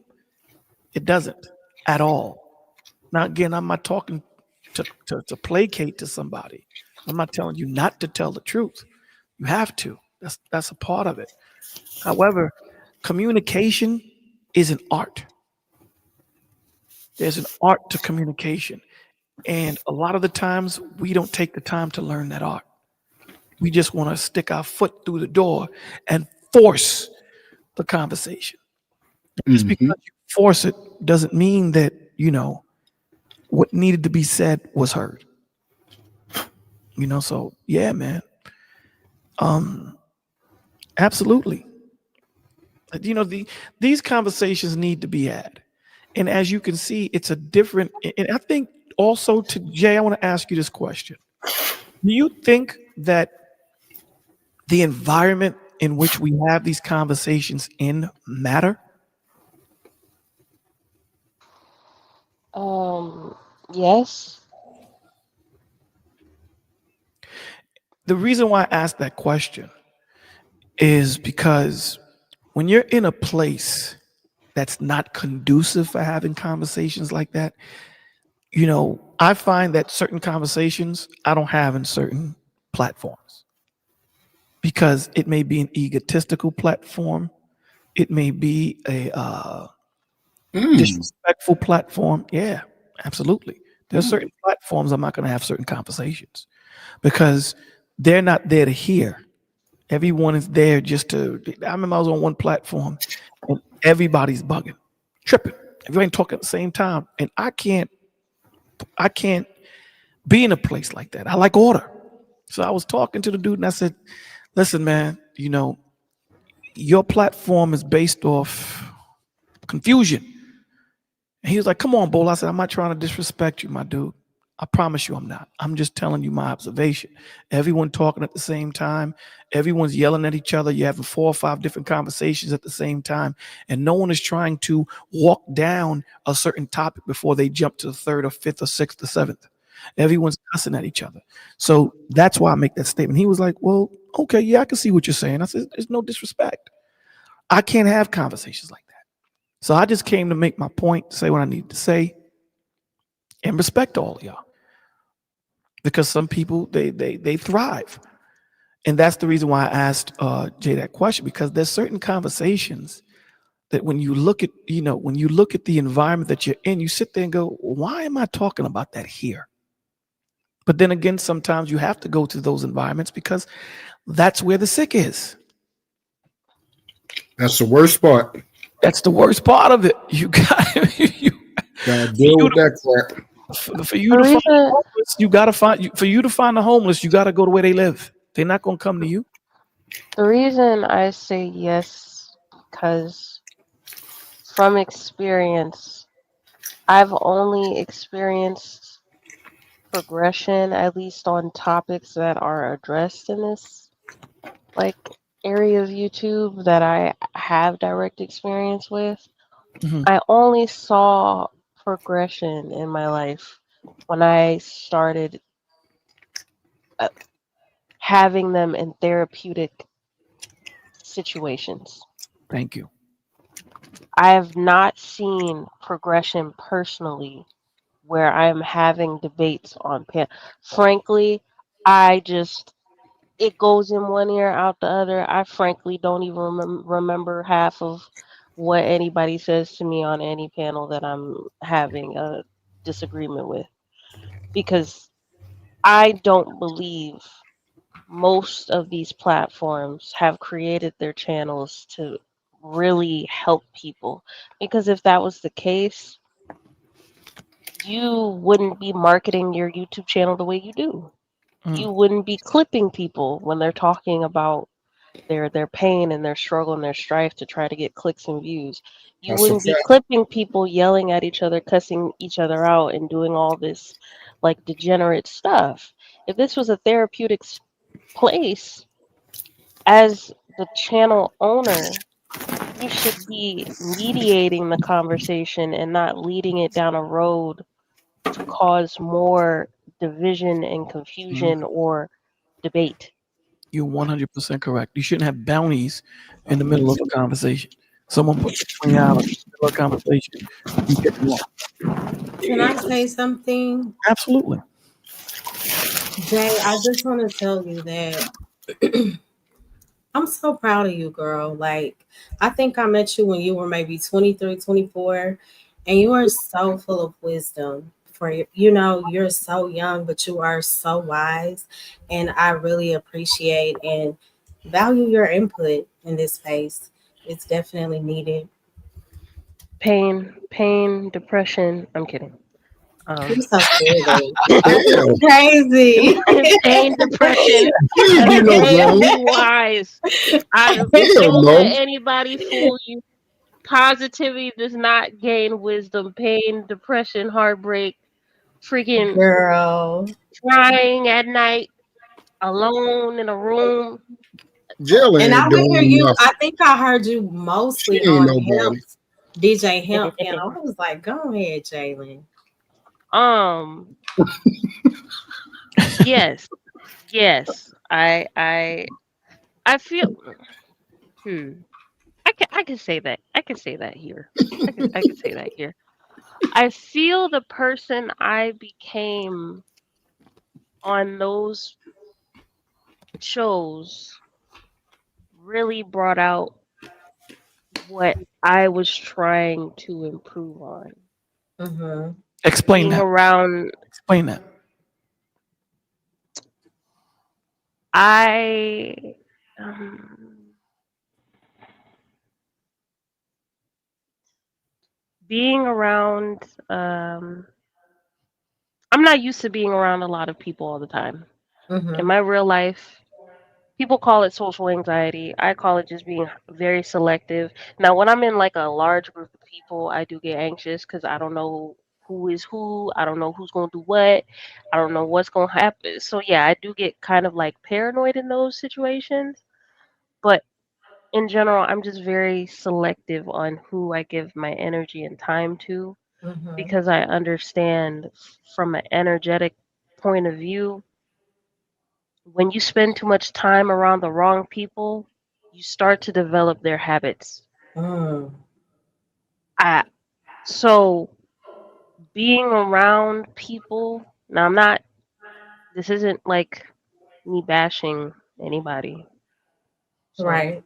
if anybody watches this, not me bashing, but being You around shouldn't preference people, your comment.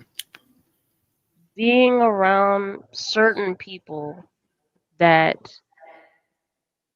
are way more open and way more like just free flowing and they accept everybody and everybody's just their friend and they love everybody and those types of people transfer so much energy by the time they get to you, like you're taking in all this different all these different personalities. They put you around all these different people, and you're just sucking all of this in energetically. Mm-hmm. And then over time, you get overwhelmed by how much energy you're just taking in all the time. And on top of it, the energy that you're putting out, like your true self, is not being accepted. So you start to mold yourself to appease and be more acceptable to the environment that you're in, so that People it's please. less contentious. Mm. Yes. Well, not to please them, but just to like be peaceful. Keep the 'Cause anxiety I don't. peaceful, to be peaceful and keep the anxiety. Yeah, it's people Yeah, pleasing. like I don't want to. I like to stay at an equilibrium at all times, which is why Mm-hmm. people feel like my cadence is dead and emo. That's because if I really were to actually like give all my energy out, Yeah, I if you get be very like yourself. I get very like tired when I start using all of my energy Mm. when I'm Right. like interacting with people. So I usually just like to stay at an equilibrium unless it's necessary for me to like be There's not a give outwardly and like take, right? There's not a give and take. It's yeah, just that they take, and yeah, I get it. Hey, I Jay, I get have yeah. a question for you. What? Let's take me, for example, head of the Troll Illuminati. Oh Came to god. space, Oh came to god. space in Here you go. 2021.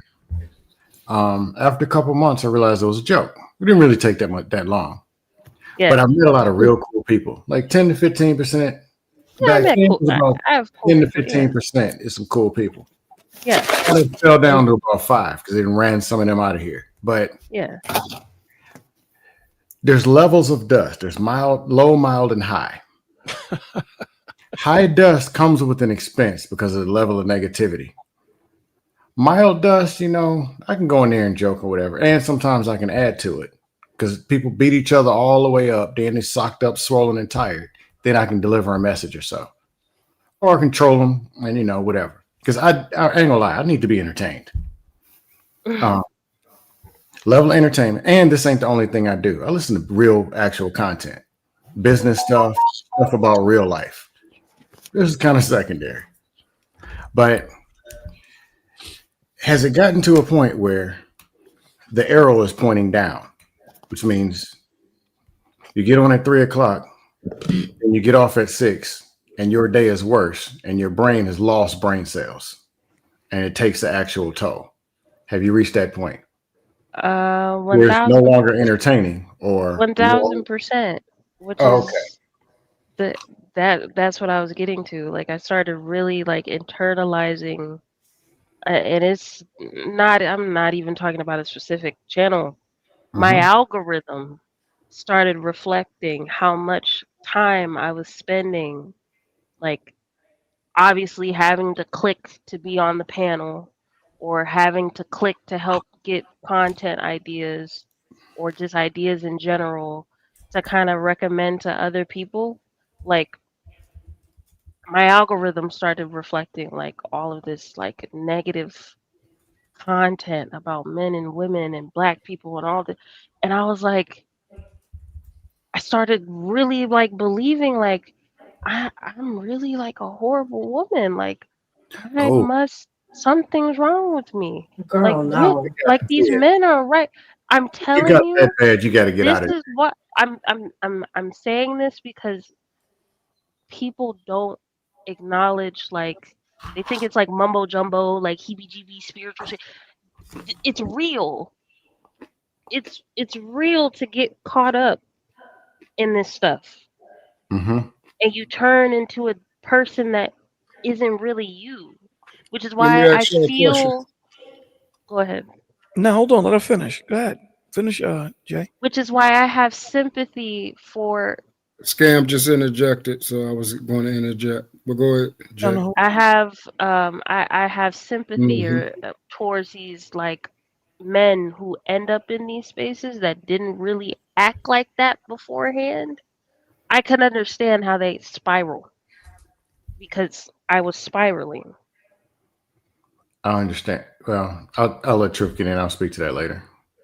Hmm. Go So ahead.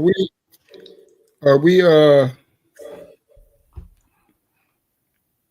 one thing I think is important is environmental awareness and self-awareness. Are we aware of our contribution to the said problem? Yeah, I mean, I plead guilty. At least I do. I'll take a plea deal though. is that a question to me? Yeah, that's to anyone in this conversation that Oh, notices the problems in this this environment. I'll speak. Well, go ahead, Jalen, and I'll respond. well, I mean, I feel like me explaining it, I did acknowledge that I contributed. Like, I could tell I was contributing too much to the point where I was internalizing everything that was being said, like consistently being on the panels every week. That's what I mean by like you being around these people all the time, debating about the same thing. Yeah, Yeah, it's like can a be draining. it's like a brainwashing type of thing you go through. Not Mm-hmm. again, not a dig on the channel. To dig on the fact that I participated in something so long that I truly, in my heart, knew was not healthy. So in other To, words, basically, if you hung out with 11 broke people, you sooner or later became a 12th.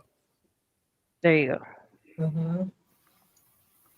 Yeah, I'll say me is 50-50. 50-50. There's times I got on dust panels and dusted, and I wasted time.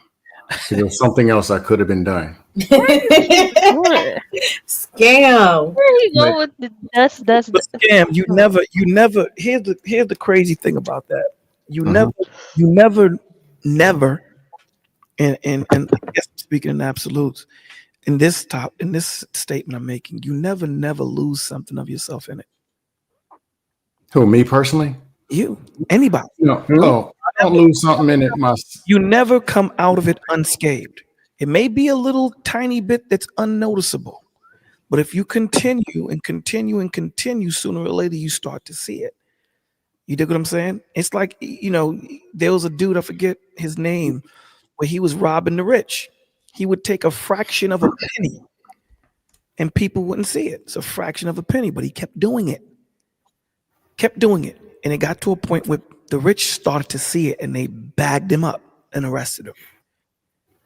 Well, So, for me, oh, go ahead.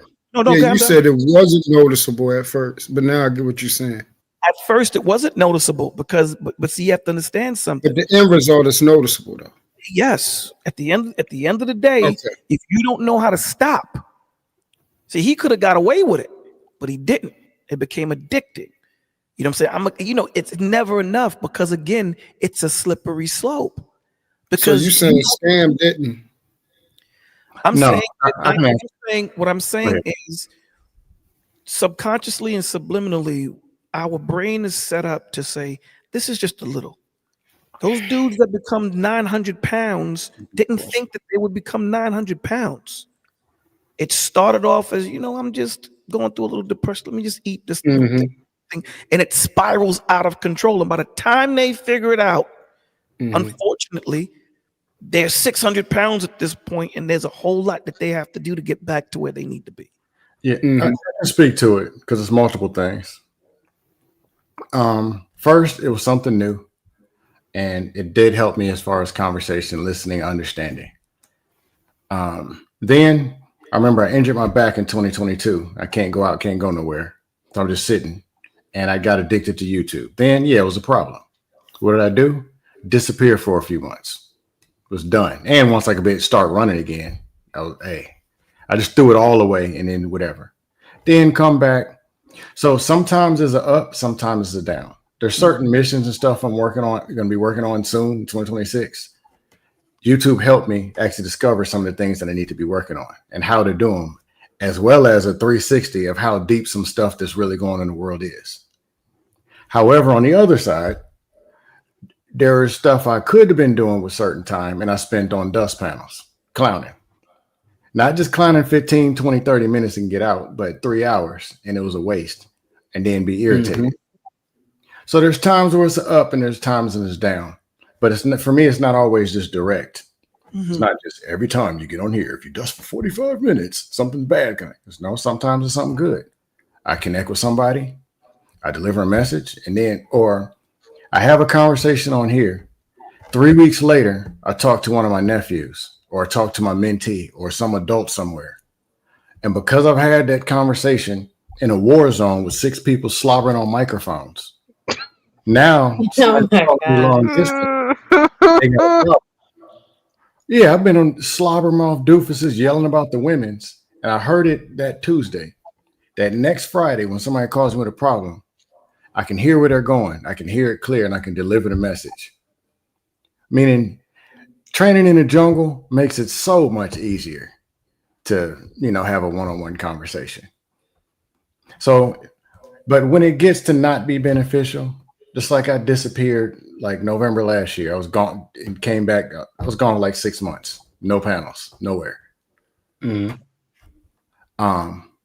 Long story short, kind of talking in circles.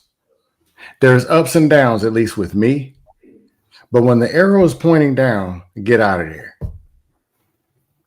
Click off. Because yes, you can be absorbed or somehow the negativity get in you and you don't know it. Like, why am I walking in the mall thinking about 32.6% of women's? Why am I thinking about this at the mall at 6 o'clock? Damn. And I hate that damn data. You really get engulfed. That means, okay, I've been on too many panels. You really get engulfed and you don't really realize it, which is why, like I said, being on something that, again, is a good platform, but it's kind of like a debate format, and then it's unhealthy to be on it that much, is what I'm saying. It's unhealthy to be on it consistently that much. Yeah, that's why I asked the question. But I plead guilty. My charges, I plead guilty. Yeah. Speaking from my experience, like I agree with what you said about how you'll start becoming, something different. And, that's why, what is it? It's about to be about 34 more days, I'm removing myself from this sector is because, I've been on about 6 years. And some of the people I've been having conversations with, I would not dare talk to them outside. Like off here, like if I would see them, oh hey, true, I would walk past them like I You don't speak to me, yo. That's the internet. I don't have no choice but to engage with you on somebody else's channel. You wouldn't come on my channel because I wouldn't let you up or talk to you. Like, why are you talking to me? Like, I wouldn't even engage with you. I would act like you don't exist. So knowing that part and then arguing with these people, and then like 3 months ago, I went back and looked at myself arguing. Like I've came a long way. I don't argue as much no more because I've been working on it. Don't argue, don't get in much arguments, cussing, all that type of stuff. Been working on it. Still slip up here That's now. good. But then when I looked at it, I said to myself, man, you look like a damn fool. For real. Like I looked at dumb arguing with somebody that didn't make no sense whatsoever. And it made me feel so low. I said, that's it. You know, unless it's going to be a situation where I make sure that I am on, you know, my panel, and then in certain situations I just stay over there because that's what I'm going to do, and then move to other sectors. Because I go somewhere else, because we done been on here for 6 years, people actually think they know you because we just been talking to each other for 6 years. Yeah. And they think they know you, so they think they have some rights to you, to talk to you, or for you to listen to them, and you have to talk to them. Hey, True, I'm talking to you. You ain't gonna talk to me? Like, no, I don't feel like talking to you. I don't have to talk to you. Like, what the freak? But they demand it. In the chat, they want to say your name every day. Like it's like this fanatic and fandom and celebrity stuff that be going on. It's like obsessive and weird. It's bothersome. But I found myself getting caught up, as far as like Jalen said, starting everything that I worked hard for prior to me coming on YouTube. I lost a lot of it. Scam said, 50-50.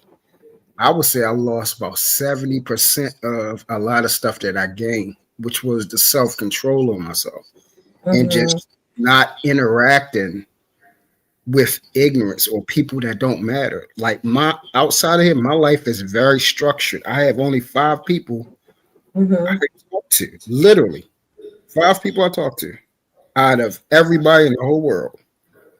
And majority, we're talking about 99% of my family, I don't even talk to them. People I grew up with, I don't talk to them. If you're not doing anything that's relatable, unless you're asking me to help, if you're asking me to help you, like it's a guy down off of Martin Luther King Boulevard that I've been seeing for, about 16 years. He's a homeless man, but we know each other. So that person, of course, that's not my blood relative, but once you build up a rapport with somebody, you interact with them, you help them, you sat down and had a story and stuff like that. Those type of things, you're doing that for the kingdom. You know what I mean? That stuff, I'm open for that. But goofy conversations we on here, I'm not talking about this off of here. Right. They asked me and said, is this a skit or some type of show or movie? I said, no, these are real people. Exactly. That person's in Illinois. That person's in New York. This can't be real. This can't be. And then they looked at me, why are you on here? And again, this is another thing. Ding, ding. So it was a 3-month thing, me looking at myself and like, man, you look stupid. Not the other person. They always look like that. But I look dumb. And then my people saying, like, what are you doing on here? Like, what are you doing on here? So my first mission of coming on here was to connect with like-minded individuals and find other believers. Sad to say, it hasn't been very successful. I've probably only met 4 people that I would say, love God with all that they have. Like, that's their man, everything. They in love with him. They seeking him. They praying. They're trying to change. They're growing. That's all they know. and thank God, like we on the channel that a person I know that actually loves God. I know for the fact that Bolo loves God since the first day I saw him speak when we came over there on LaPeace show. This was years ago, and the thing came up there, and I said, "Oh, I gotta tap it with him. I know what that is." Right. So it's easy to recognize, your brothers and your sisters and everything in the faith, and that's what I came over here to reach out and connect with them, and then to build off of here because it's life happening outside of here that's much important that we need to deal with. You know what I mean? Mm-hmm. But it got lost for 6 years. It's about to be 6 years I've been on here, and I haven't done nowhere near what I was supposed to do. That is hurtful for me. It feel like I failed. So nah, you didn't fail. Right. Here's the thing, Truth. You didn't fail. Because here's the beauty of it, right? The beauty of this whole thing is that, and it's so crazy. I keep telling you guys that, right now we're reading Esther. And it's so crazy how a lot of the times when we have conversations, it kind of molds into what we're talking about. That a lot of the times, Esther's the only book that God is not mentioned in. Saith the Lord, whatever. However, through the whole book, you see God moving in the background. And a lot of the times, there are some times in life when things are going to be so highly active and, our mind is intrigued by everything going around. Then there's going to be times when the Lord says, yo, just chill and sit down. There's some things I need you to learn about yourself and it's going to be a little slow, but chill, because I need you to ground yourself here, because where you're about to go, you're going to need to learn this patience and this quietness, this wax on and wax off, where it's about to go. So every portion of you learning, every portion of this obstacle course that we're in is important. Sometimes you got to exert that strength, and sometimes you just have to pace yourself and know that you're in a marathon. So everything is important. So where you are, you need to be, and you're exactly where the Lord needs you to be. You just got to be in the spirit and be in the moment to understand what is it that he wants me to learn about myself in this moment. Yeah, that's true. And that's why, this space is so important. Because this space gives you a place to think and to breathe. Mm-hmm. You know what I'm saying? And when you go to those other spaces, everybody is, you ever see the little wolf? They're fighting for the mother's milk, the mother's nipple. So you don't have a chance just to chill out and just chill and to earnestly and honestly hear everyone's thought process, and you take the time to sit there and go, yeah, I can see what he's talking about. I can see where she's coming from. But let me throw this little caveat in there to kind of build this up to see where this can go and see what we can pull out of this. You don't have too many spaces that cultivate that thought process. You don't have it. Everyone is fighting for their... You feel that from here in this space? No. I'm talking about other spaces. Listen, let me explain something to you. No, I said you feel as though you could, like you said, be able to breathe and all that in this space. Yeah. Oh, no, that's the reason why I'm moving out of this daggone thing. No, I'm talking about... What are you defining as spaces? No. I'm talking about this channel.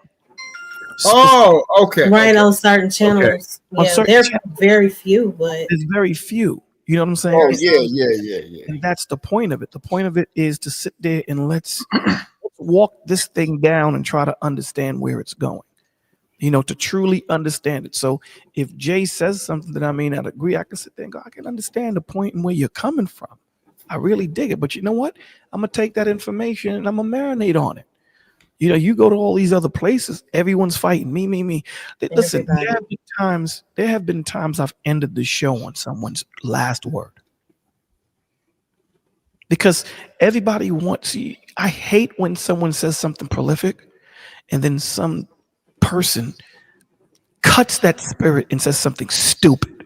And we just lost that moment. Like the day after you said something. I mean, okay. On Sharon. I hate when people do that, right? So there'll be times like if Scam says something, I'll say, yo, Scam, repeat that again, please. Say it slower. Scam will say it. I'll say, no one say nothing. Let Let what it he said marinate. marinate. Let it breathe. And then so he said, all right, guys, we out. Y'all have a blessed day. Thank you for coming. God bless you. Good night. Because Yeah, but you see, Yeah, exactly. yeah. They do. That's what they do. And you know, that's what vexed Solomon so much. When you read Ecclesiastes in the books that he wrote, it vexed him because he would say, yo, I know everything. Solomon, let me tell you something, how open the Lord was with Solomon. Solomon knew the beginning, the ending, and the middle. He knew it all. There was nothing that the Lord held from Solomon. And he said, it's vexation of spirit because as soon as I go, somebody else is going to take my place and you ain't going to remember me. This knowledge is in vain. All of it's vain. It's vanity. All of it is. Mm-hmm. People don't marinate. People don't take this information that we're giving. This is why I said, here it is. You have 115 people, 120 people listening on Sharon's channel. And instead of y'all giving information to get to the next step of what the problem is, all of you dudes are playing tennis and just hitting the problem back and forth. No one is giving a solution. No one is even pointing in the direction of a solution. I said, this doesn't make no sense. Right. This doesn't make any sense, man. There's people right now on Thanksgiving. I don't celebrate it, but there's people right now that are home lonely. There's a dude or a woman right now about to self-delete. And here it is, they're just looking for someone to say something that'll stop them. And when they come to your channel, you're talking about, dude's got to do this. And you people don't make no sense to me. But I got to come here because this is where the sick is. Don't get it twisted. If the sick could come to me, I wouldn't go. I'd let them come to me. But that's not how the Lord set it up. We got to get up and go to these dark places. We have to. They That's ain't sick. all we do. You They know, got stage 4 cancer. yeah, you got to go there. You have to, because Christ did that for us. Never sick. You know, so I'm glad that we have procured a space here in the village and other spaces like Mo Love's channel and things of that nature, where you can let that thought breathe a little bit. We can explore that thought and kind of walk it through. Where if it takes 10 minutes for you to explain your point, take the 10 minutes. Go ahead. No one ain't going to interrupt you. We ain't going to do that here. Now, if what you're saying is madness, then we're going to try and bring you in a little bit. Be like, you talking madness right now, my dude. But if that's going to explain your situation in its entirety so that we can have clarity to the point of what you're saying, do you? And that's what I'm happy about, because I don't need 15 million people. It would be good to have 15 million people, because that means 15 million people are being called to Christ. But at the end of the day, if it's one person that's brought back to Christ, I'm so happy about that. I'm so happy, and that's the thing. And again, this is not easy to do, because I tell Mo Love this all the time. My mute game is on a different level. Don't get it twisted. I'm gonna cuss people out, but I hit mute. Me too. I don't be cussing people out, but that's how I get my thoughts and my emotions out. I be on mute going in. Some people, they be say some things, you sit there and you say, how, this is so idiotic, so childlike. And you sit here and say, you hear dudes talk madness. And this is what bugs me. You'll hear men speak. And then I'll say to some of them, I said, do you know women are listening to you? Mm-hmm. Do you know women are listening to you, dogs? And you just say that's complaining about submission. Same thing with the women. Yes. Yeah, them talking. Say that. Do you know men hear you and you're the same one talking about you want covering? Mm-hmm. I said, I don't think you guys hear yourselves. Right. I'm saying you guys are on a public platform and people are gonna clip you and do all these things. I don't think you're listening to yourself, man. Now again, we all have bad moments. I've had bad moments. I promise you I had, but it's crazy, man. I don't think we're gonna be doing the morning reads tomorrow, man. You guys are, I was just gonna ask. I'm like, I don't think morning reads is happening tomorrow morning, man. Are you doing Testimony Friday or you don't know yet? It depends, because usually I move Testimony Friday to Saturday because people make me tired, man. Yeah, I get it. You people, y'all don't understand, man. This is. Listen, if you don't care, and this goes into what Jay was saying, and I know Mo, you can testify to this. If you don't care about the conversation, then you can stay in that conversation all day and not lose no sleep or nothing. But if you care about the conversation and you care about the person you're talking to, you get tired, man. Yeah. That's true. You get tired because the exchange of energy that she was talking about, you're like, yo, listen, man, we're going to have to table this for next week because, again, there's so much that we have to unpack. And you're giving so much, but we have to go table, page by page. We're not going chapter by chapter. I am tired. 100%. Some of these dudes you talk to, and even I remember I was on 84's platform. Lord. There was two dudes talking, and I'll never forget the other brother's name, but I won't say it. But there was two dudes, and for some reason, the topic was women don't care about men's feelings, something like that, something absurd. So the two dudes are talking. And I'm trying really to hear them both. So I said, yo, 84, do you mind giving me a little latitude to ask questions? He was like, nah, go ahead, Bolo. I said, okay. So the first guy, you're saying that women don't care. What was your situation? Well, I broke up. My woman, I think she cheated, something like that. I said, okay, cool. The other dude, I said, what was your relationship with your mom? And he was like, my mother never liked me. She didn't love me. Huge. My mother said to me, she looked me in my eyes and said, I wish I never had you. Now, here's the thing. To a normal ear, because I heard even though they were saying the same thing, the intonation, the inflection, the spirit, it wasn't the same, totally different. But people that are not trying to hear, to understand, they're just hearing both words. Both saying the same exact thing, but two are coming from two different perspectives, two different worlds. Yeah, one was asking for help. Exactly. The other one, he was just stuck in his ego. And that's the point. When you're not listening to understand, that's the point. When you go to these different channels, they're not listening to understand. They're listening to try. It's an ego conversation. Who can say the most or who can drop it and get that 15 seconds and all that stuff? Go ahead, Jim. I can say that I definitely started not listening. I felt like I could predict everything that some people would say. Like I started really just becoming very what's it called? Numb. Word. Not numb, but the freak. Forgot the freaking jaded. Complacent. Okay. Jaded. And you see I how started becoming highly jaded, even though I am not like that in real life. But you see that, but that hurts you. That hurts you because when you continue to go to these places that don't stimulate you, and you're just like, I already know what he's going to say. I already know what he's going to say. Now you tend to think like that in all places. That's the point that I was making to what Scam said earlier, that these things are so small and nuanced that you don't even see it. Thank the Lord that you were cognizant of what you were doing. Same as a scam, right? Yeah. You guys were cognizant to say, damn, this change, I'm starting to think such and such. You know what? Let me pull back.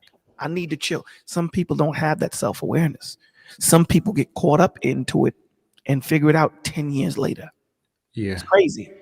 Well, some people, it preys on their weakness. Well, yes. Okay. I'll put it this way. Me with the women's conversations. I'll say it. I've been in love and I've been loved before. That can't be replaced. So I know what it's like when a woman is crying on a pillow trying to get to me, like probably will across the country. You can't replace that. So there's no amount of talking points that they can say about what's wrong with women to make me forget what it's like being loved. Or me all curled up listening to Keisha Cole CD because something I done went through it with some woman. They can't be replaced. But I get there's people 24, 28, 32, whatever it was, they didn't have something that's grounded, that's stuck there, or my love for God, my whatever. There's things that are grounded that no talking point can knock off. But there are people who either have questions, haven't seen, haven't been through, and there's a lot of junk can actually knock them off. And now they start believing something that just is, or make themselves start to believe something that isn't. And then the world becomes that isn't. Next thing you know, their name is isn't. Mm-hmm. If that makes sense. It does. You create your own cage. It's dangerous. And I'll say this. This really kind of agitates me. It's a smaller panel, so I can say it. 2 good friends of mine, or people I know I'm kind of tight with. I watched them over the last, which I thought they're stable and know something. I watched them get knocked off their square.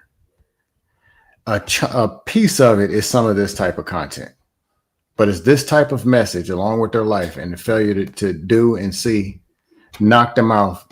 And now they're too far gone over in bimbo land and they're not coming back. I know how this works. So, yeah. No, that's, I mean, listen, man, it's not easy. It's not easy, you know, taking on this vocation. It's hard, you know, because every time you have a conversation, truly, you lose a little bit of yourself. That's just how it is. Anytime you have these conversations that are thought-provoking and they touch your spirit, there's an exchange. They take a little bit of you, you take a little bit of them. And that's the way the Father set it up. That's the way you connect. You know what I'm saying? That's how he set it up. And again, if you don't have the thought process to disconnect and just breathe a little bit, you can get lost.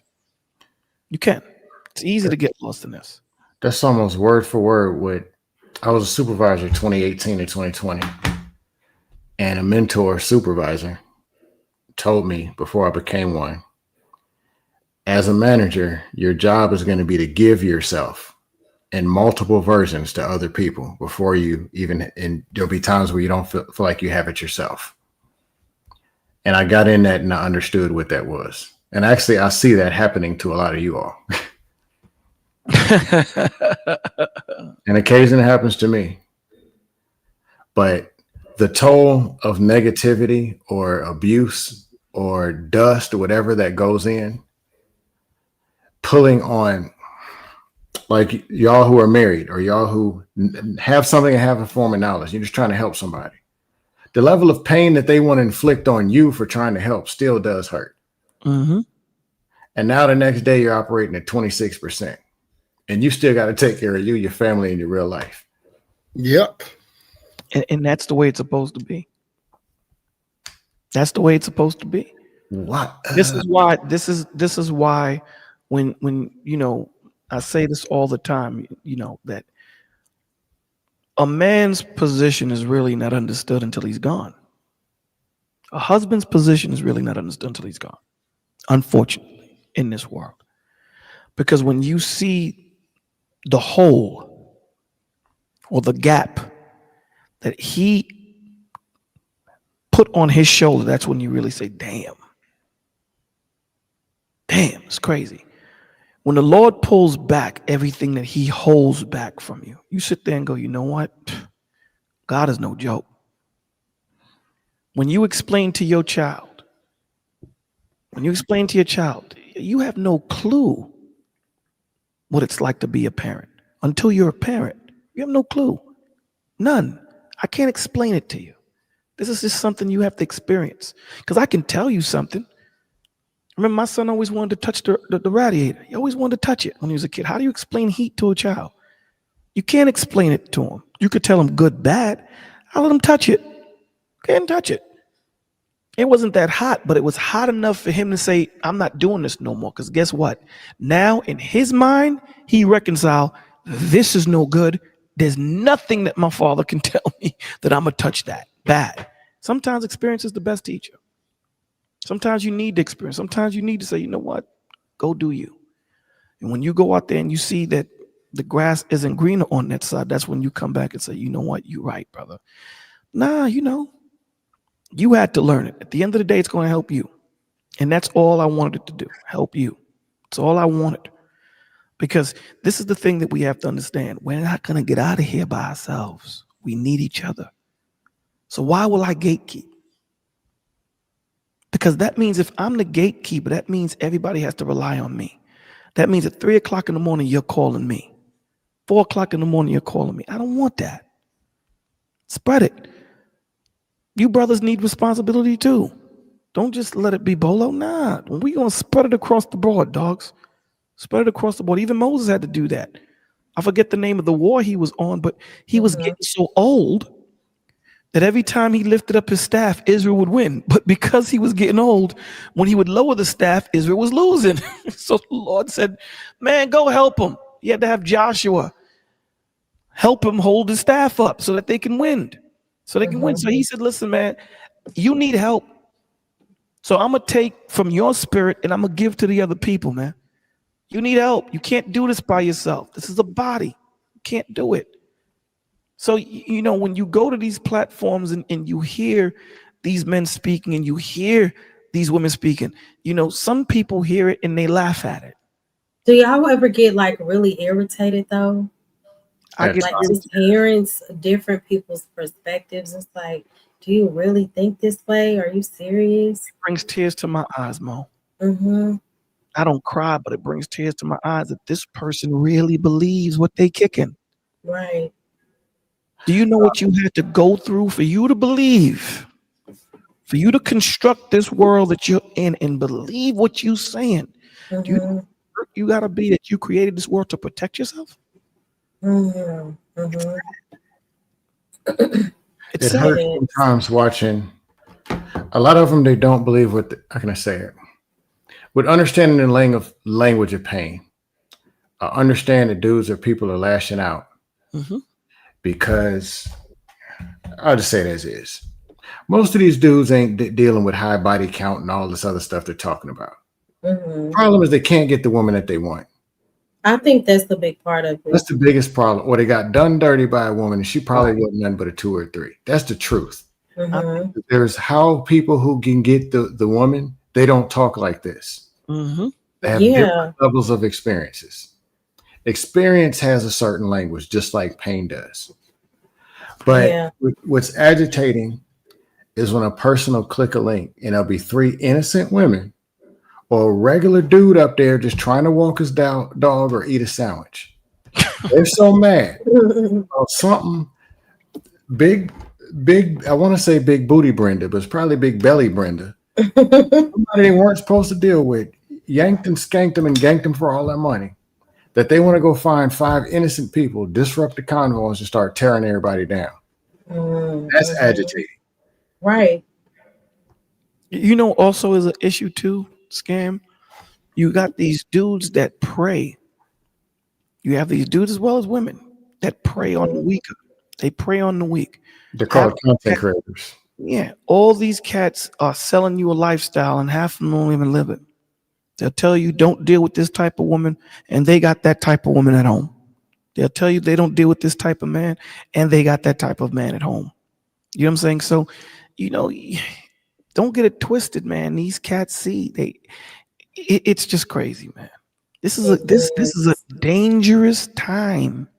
This time of this world that we live in, this is the information age. This is a dangerous time to live in because everything looks real. Everything looks real. And they can, you know, fake numbers and make you think that they got this type of lifestyle and create AI where you see them in the yacht every other weekend and these dudes is in the basement. Wow. You seen that with Bow Wow, right? You seen that with him. Faking the funk like he's this type of dude and Duke renting airplanes and he's sitting in the economy just like any of us is. But they faking the funk. Yeah. The funk. But listen, it takes too much to do that, man. It takes too much to do that. But 3 weeks later, after they get exposed, another one comes and does the same thing in the same damn basement. With the same talking points. Yeah, it's just crazy, man. But people want to hear what they want to hear or feel the way that they want to feel so bad. They're willing to accept almost anything. Mhm. Absolutely, 100%. I understand, and I'm not gonna say I'm Mr. Perfect, whatever. I know what it's like to feel pain. I know what it's like to be down. I know what depression is. I know what I ain't gonna never see the daylight. I've never been self-deletable, but I know what down is. And it's something you have to have some fight and get yourself out of. Have You can to. do the action, do the actions. No, even sometimes when you doubt something is coming. And you got it to the point where they're telling the people they don't have to put up a fight. That's The real fight is over here in the courts. The real fight is over here fighting the dog and the goat. Like, no, you gotta be a better person. You gotta do the work. So if you, even if it's the wrong work, you're at least working on your work ethic to be able to do the right work. You know what the scripture say about that? You just quoted it and didn't even know you was quoting the scripture. You know what the word says about that? That going through bad times teaches you perseverance. It makes you stronger. You don't get strong during good times, dog. You get strong when you suffer. You realize the type of man, the type of woman you are when you don't have. That's when you realize it. Mhm. When you go through bad times, that's when you realize the type of person you are and what you're made of. So yeah, man, it's crazy. You know, it's crazy. Hey, Truth, you there? Truth. He probably fell asleep. Oh, Again, ask your question. I'm sure I one of us wanted can to answer. tell him direct, but I catch him another time. Oh, okay. All right. Jalen, quick question for you. Do you have your, how can I say it? Oh, Truth is in the chat saying peace out. All right, Truth, have a good night. I appreciate you. Good night, Truth. Love you. Be blessed. Thank you for doing what you do and putting in the work. You actually Mhm. inspire in a way that you don't even know. Because we're supposed It's to the be question scam.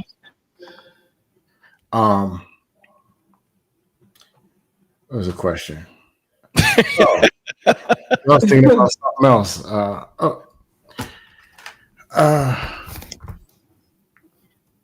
Okay. Did you know? I know you're probably thinking about pulling all the way away, but did you know that your voice is needed and that you may be reaching out to people in different ways and you don't know who they are and when that's happening? Not trying to convince you, because hey, that's for Truth. I got a different question for you, Jalen. Oh, You say yes, you know. Yeah, because a couple of people have, when I had shared it in a video, I think it was like 2 weeks ago. Yeah, a couple of people asked me, because they usually I take a break. I take like 2 weeks. The longest I took was like a month. But they like, you sure you're gonna leave? Same thing. Voice is needed, bro. You've been in here for 6 years. Why are you leaving? Everything okay? Everything good? Stuff like that. I told people that those who, I reach out to and I try to connect with you before I do. If you choose to, make that connection through IG or otherwise, then, I'm always here. I'm always available. I just won't be, in these spaces on panels and everything like that. But I'm recorded. I've been on here 6 years, so somewhere along the lines you'll see me on somebody's panel or over the last 6 years. And you got I done shared so many things, stories, my family. I done shared so much stuff. So if they ain't got something out of it now, then it's nothing I can do. It's been quite a few people though that I know I did something. Like Bolo, no, if you can just get one person, the Bible says one person gets saved or converted, come into the fold, the whole host of heaven have a party.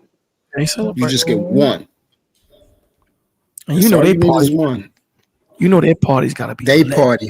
Oh, Yeah, this is the thing that man, this is you the got thing all types of stuff up there. You have things with foreheads and talon claws and all that stuff up there talking about holy, holy, holy God Crowns Almighty being all thrown day on- long. Crowns being thrown on the floor. Universes blowing up. Suns exploding. Yep. Cats right now. I'm sitting there like, man, this is too much for me to take in, brother. I'm good. Nah, I'm good. Y'all celebrate. That's a hell of a celebration. I gotta Hey, move. hey, truth. This is the thing I learned from you. We got in the dust off, and then you'd be around, and he'd be quoting scriptures, and in my mind, it's like, man, this is one of them weak dudes that just ain't got it together, and then they just throw God. Oh yeah, but and trying to hang on to God just hanging on to God from a thread and just talking stuff. 3 months, 4 months, however many months you're around now, and you done grown. You got your family, your house, and you still growing. And the truth is, if you're hanging on from God by a thread, that's all you need. That's actually the right thing to do. And you proved it. And times I'm dealing with stuff, I could call my dad and I know what he's gonna say. He'll always say, get closer to God, go ask God. That's where your solution is. In some form, that simple. And yeah, simply put, that's something I see. I'm just proud of you, bro. Real talk. Thank you. You have no idea how much that matters. You have no idea. You really don't. So I greatly appreciate you, bro. Sincerely. Hey, keep doing what you're doing. All right. So let's get last words in, man. So I already know Lay Navo's probably sleeping. Lay Navo, last words. Good night, y'all. Oh shit. What's up? My bad. I apologize, man. You see what happens when I don't listen? My bad. Assumed. My bad. Oh, that's my buddy. She stay up. Lay Navo wants everyone to stay up when she's up and everyone go to sleep when she goes to sleep. There would be times Lady Navo, we be in the middle of a show and Lady Navo will say, all right, good night, y'all, and she'll text me, Bolo, you staying up? I said, if I'm staying up, we in the middle of the show. Oh, okay, I just thought, Why would y'all want to be up all night? see? But if she stays up to 10 o'clock. It's okay. Be like, y'all going? Yo, we gotta go to sleep. Oh man, stay up. Nah, man. That is so funny. Yeah. I You're on don't, West Coast time zone now. just don't know how love stay up for 8. Yeah. She's definitely a vampire. Definitely. That's funny. You know, but I do want to say something though. Truth, I agree with Scam. You came a long way, Joe, and you know things in the panels and the YouTube streets. I was there, and you stayed strong, and you bounced back. You know, but keep going and doing what you're doing. You know what I'm saying? Even though I didn't agree everything you say, but I'm saying right sometimes. Oh no! I was like, yeah. I'm like the Brady off the Brady Bunch when you say stuff, and I mean, the wife when she husband, and he be saying something smart, then he go dumb, and then she like, yeah, and then she like, yeah. Other than that, that's cool. More love. You say you promise you'll do that one favor for me. I hope you I do it. will. Hope you do it tomorrow. So get ready if you do. Okay. And thank you for coming here. You know, I've been trying to get our Bible study class here, and they do. Mhm. You know, and you have a voice. And I don't know how old you are, but you sound very mature for your age. Keep speaking when you need to. You know what I'm saying? You don't know who you blessing and sharing. And Scam, you just crazy. I love you, bro. my, my family, we locked in, so you already know. I don't have no many comments with you because you just too much. But I do want to say this to you. I hope that you do come back and do your channel again because you matter too. Mhm. You say things, people get mad about because it be real.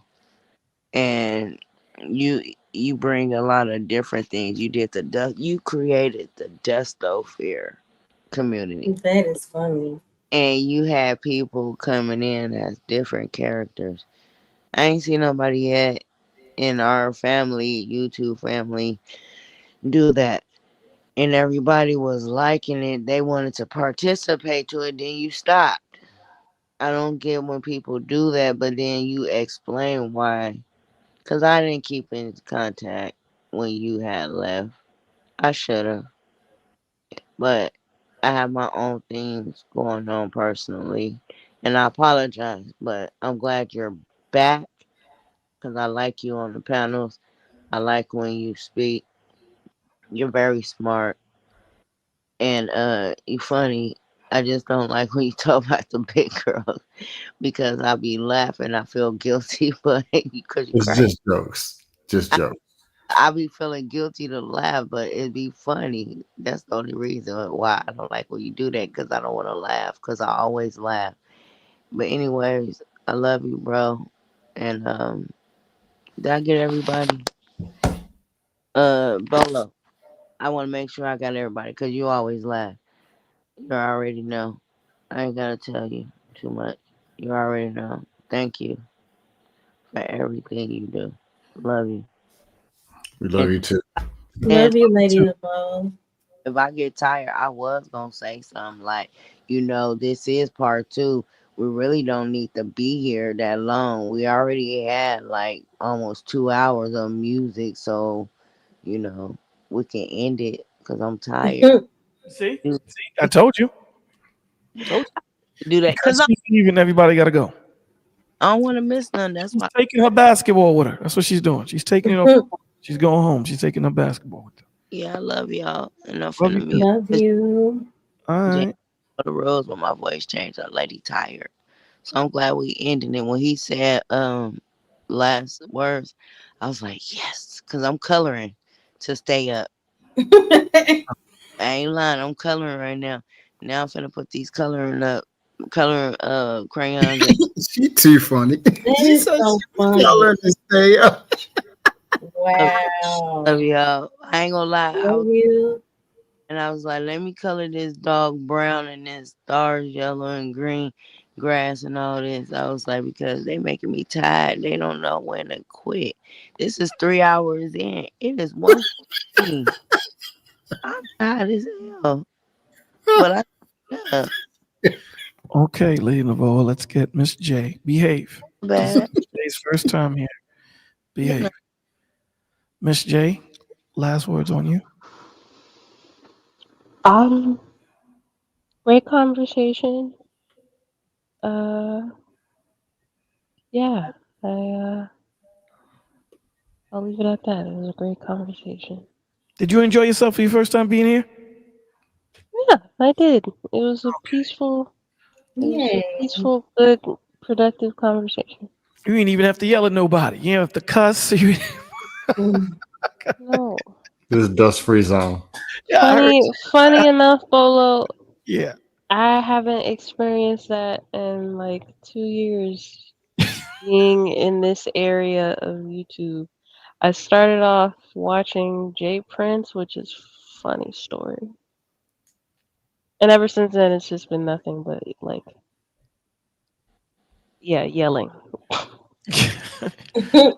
You feel different. No, I feel like I'm just getting back to my regular self Well, before. I'm glad you're able to say that here. I'm glad. Hey, Well, you're welcome. You're now added to the prayer list. So there's a prayer list that we have. We put everyone's name and we pray over the list and all that. The name of the book is too long. It's about 9 pages now. It's too long. We used to name all of the names at the end of the show, but when it started getting 4 or 5 pages, it just became too much for me to do. On special occasions, sometimes we'll mention everybody, but anything else you want to say? I interrupted you. No, that was it. Thank you guys. Thank you. Hey, Jalen. I told you. Jalen, quick question. I promise to make it quick, Bolo. I assume you want to make a form of a change. Do you have people around you, or do you have that plan somewhat mapped out for the changes that you want to make? Make change. I mean, the change is pretty simple that I have to make. The ultimate change that I need to do, which I won't discuss. Got you. Live, but you have I a have plan. people. You have people. Okay, that was it. It's not. Okay. It's not like a serious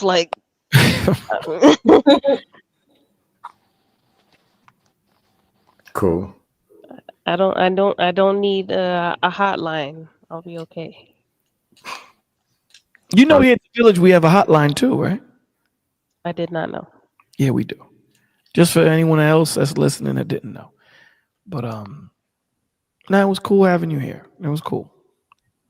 Mo Love, the vet. Great show. I always enjoy it. The songs were great. You were so lit. On the first live. I know you like my intros when I was freestyling. Come on, yeah, son. they were fire. Come on, you ain't even know I had it. You know what I mean? And all of that was you can't hold me or anything. You can't hold me rapping or anything, but it was good. I was just playing. Don't let me put pen to pad. That is hilarious. Pen to pad. Half you cats. You know what I'm saying? I don't want to do that. I don't want to get back into the game. Stop trying to pull me back in. That's funny. But I appreciate you doing things like this, as you stated. Some people are without family or for whatever reason that they may feel alone. So I think this was great. All right. Mr. Truth. As always, it's a pleasure. This is one of the few places that I could say I earnestly, likewise, haven't said a cuss word over here. I haven't got into an argument with nobody over here. And that is refreshing. I would love for it to be like that everywhere. The people here have been, cooperative. We have been working together. I love the fact that you guys pray for each other. The communication in chat is always welcoming. And, people are, collabing and connecting and greeting each other when they're coming in. It's beautiful to see. It lets me know that there are decent people that want to do decent things and be around other decent people. In doing decent things and doing the right thing and praising God is entertaining as well. So it's good to see that. Scam, like I said, brother, everything that happened, I see now, like somehow, some way, God made it out for his good and his glory, because again, what you shared, Bolo knows, but you have no idea how much that meant to me, what you said. Same thing relating to Vola, Baby J, she knows she got a special place in my heart, and it is great getting to know Mo Love and everything that she's sharing, everything. Hope to, get to know her more and everything. And as always, Brother B, you the man. Appreciate you. So love you guys. I hope all of y'all have a great evening. And you pray for me, I pray for you. And let's give our Father the glory. Oh, always. I'm the man next to the man, sitting next to the man. Already. Hey, true. No doubt. Yes, sir. We still look like damn fools going at each other on the internet. Oh man, you have no man. Look, you have no idea, man. Well, your last words, Scam. Mm-hmm. You were supposed to call me, Scam. Oh, I get you up tomorrow. Okay. Call me later, man, because I'm tired. I got you. Yeah. My last words. Thank you all for being who you are. Sometimes we need a decent, with all the dust going on and then all of what's going on in life. It's cool that we can find a space to have real and decent conversations in good faith. That's pretty much all I got. Okay. Hey, Bolo. Yo. I know you tired. Can I get a request from you? Can you just say a quick real prayer real quick? You want me to take? Yes, sure. I'm not wanted. All right. Father God, thank you for allowing us to come together. Thank you for your magnificent day. We thank you for everything that you do, both seen, unseen, and everything in between. Father, we ask you to please bless those that lack. Please bless those that are searching for shelter, searching for clothing, searching for food. We ask you, Father God, to please protect all those that are searching for you, that have not found you yet, but are still going through their trials and tribulations that will lead them to you. We ask you, Father God, to please bless everyone on this stage. Please bless all that is in the chat. Please bless all your children that are yours, that are claimed by you. We thank you. We ask you, Father God, to please bless Lady Navoa, keep her strong, keep her focused on you. And we thank you, Father God, for another member of the village, and Jay, and for those that are permanently here, Mo Love, Scam, Lady, T, everyone else in the village. I think it was Mella's first time here too. Thank you guys for being here. And we ask, Lord, that you grow your channel slowly with foundational people. We ask you all this in your beloved Son's name, Jesus the Christ. Amen. Amen. Good night, everybody. I love y'all. Amen. Good night. Love y'all too. Like, Scam is on you. Last words is on you. I just gave my last words. I ain't got much. Okay. So, well, I'd like to thank everybody for coming up, man. Sweat bread in the building. I'd like to thank everybody else. BTS. Who's that? That's Sharon? I think that is. Sharon, what's going on, man? Hey. He wrote good evening, people. You mean good morning? Good morning. What's going on? I'd like to thank all of you guys for coming up, man, and having a conversation. I didn't think it was going to go 3 hours. I thought I was just going to do something short with the music, just, to let people know that they're not alone and whatever. We do this for New Year's and for Christmas also. I didn't know I was going to be here. It's Christopher. I'm sorry, my dude. I apologize, brother. I'm sorry. He said blasphemy. Sorry, Chris. Sorry, Chris. Sorry. So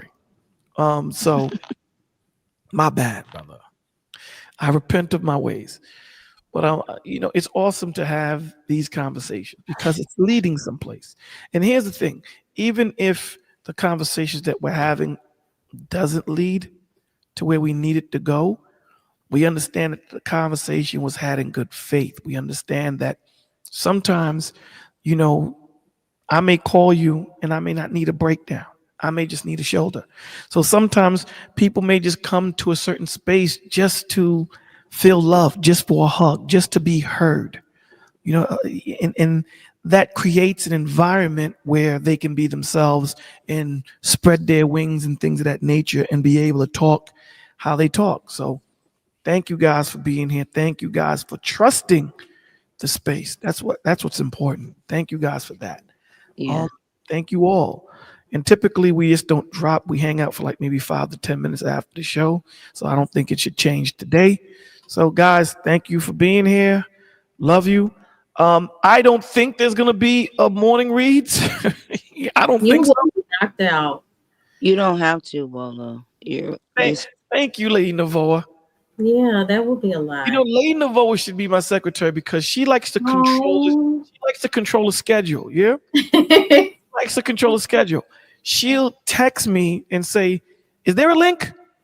That is so funny. Bro, there better be a link, man. I'm telling She you. checks me in my chat too, though. I forgot yeah, what she it's said the always other night. Good night, Bolo. You don't have to come. All right, guys. There's not gonna be a morning reads tomorrow. We'll pick up Esther chapter 7 come Tuesday, and it's gonna be a whole lot of drama because they're about to go to the banquet. Esther the king, and Haman, and some beef is about to get cooked. So show up. I hope you guys are enjoying the readings. And yeah, Jay. So every morning we read a chapter in the Bible and give the understanding of it and practical application of and the thought in the spirit behind it and how we can apply it in the morning. We do that. We're going back to Mondays, not right now, but right now we're doing Tuesdays to Fridays, 7 a.m. Eastern Standard Time. Then we have a prayer on Tuesday nights at 8 p.m. Eastern Standard Time. And then we have a testimony Friday where people come together. We talk about your strengths, what you've gone through, and things of that nature on Friday at 11:30. So you are invited. Please, when you have time, if you have time, show up. We would like a conversation. What did I forget? Tuesday.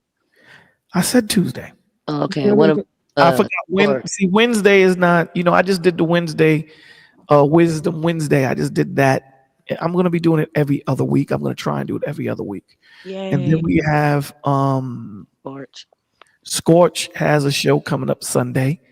What time is it again? Sunday? It's 6 o'clock, 6:30 my time, which would be 5:30 your time. Definitely. And it would be 3:30 Lady Navoa's time.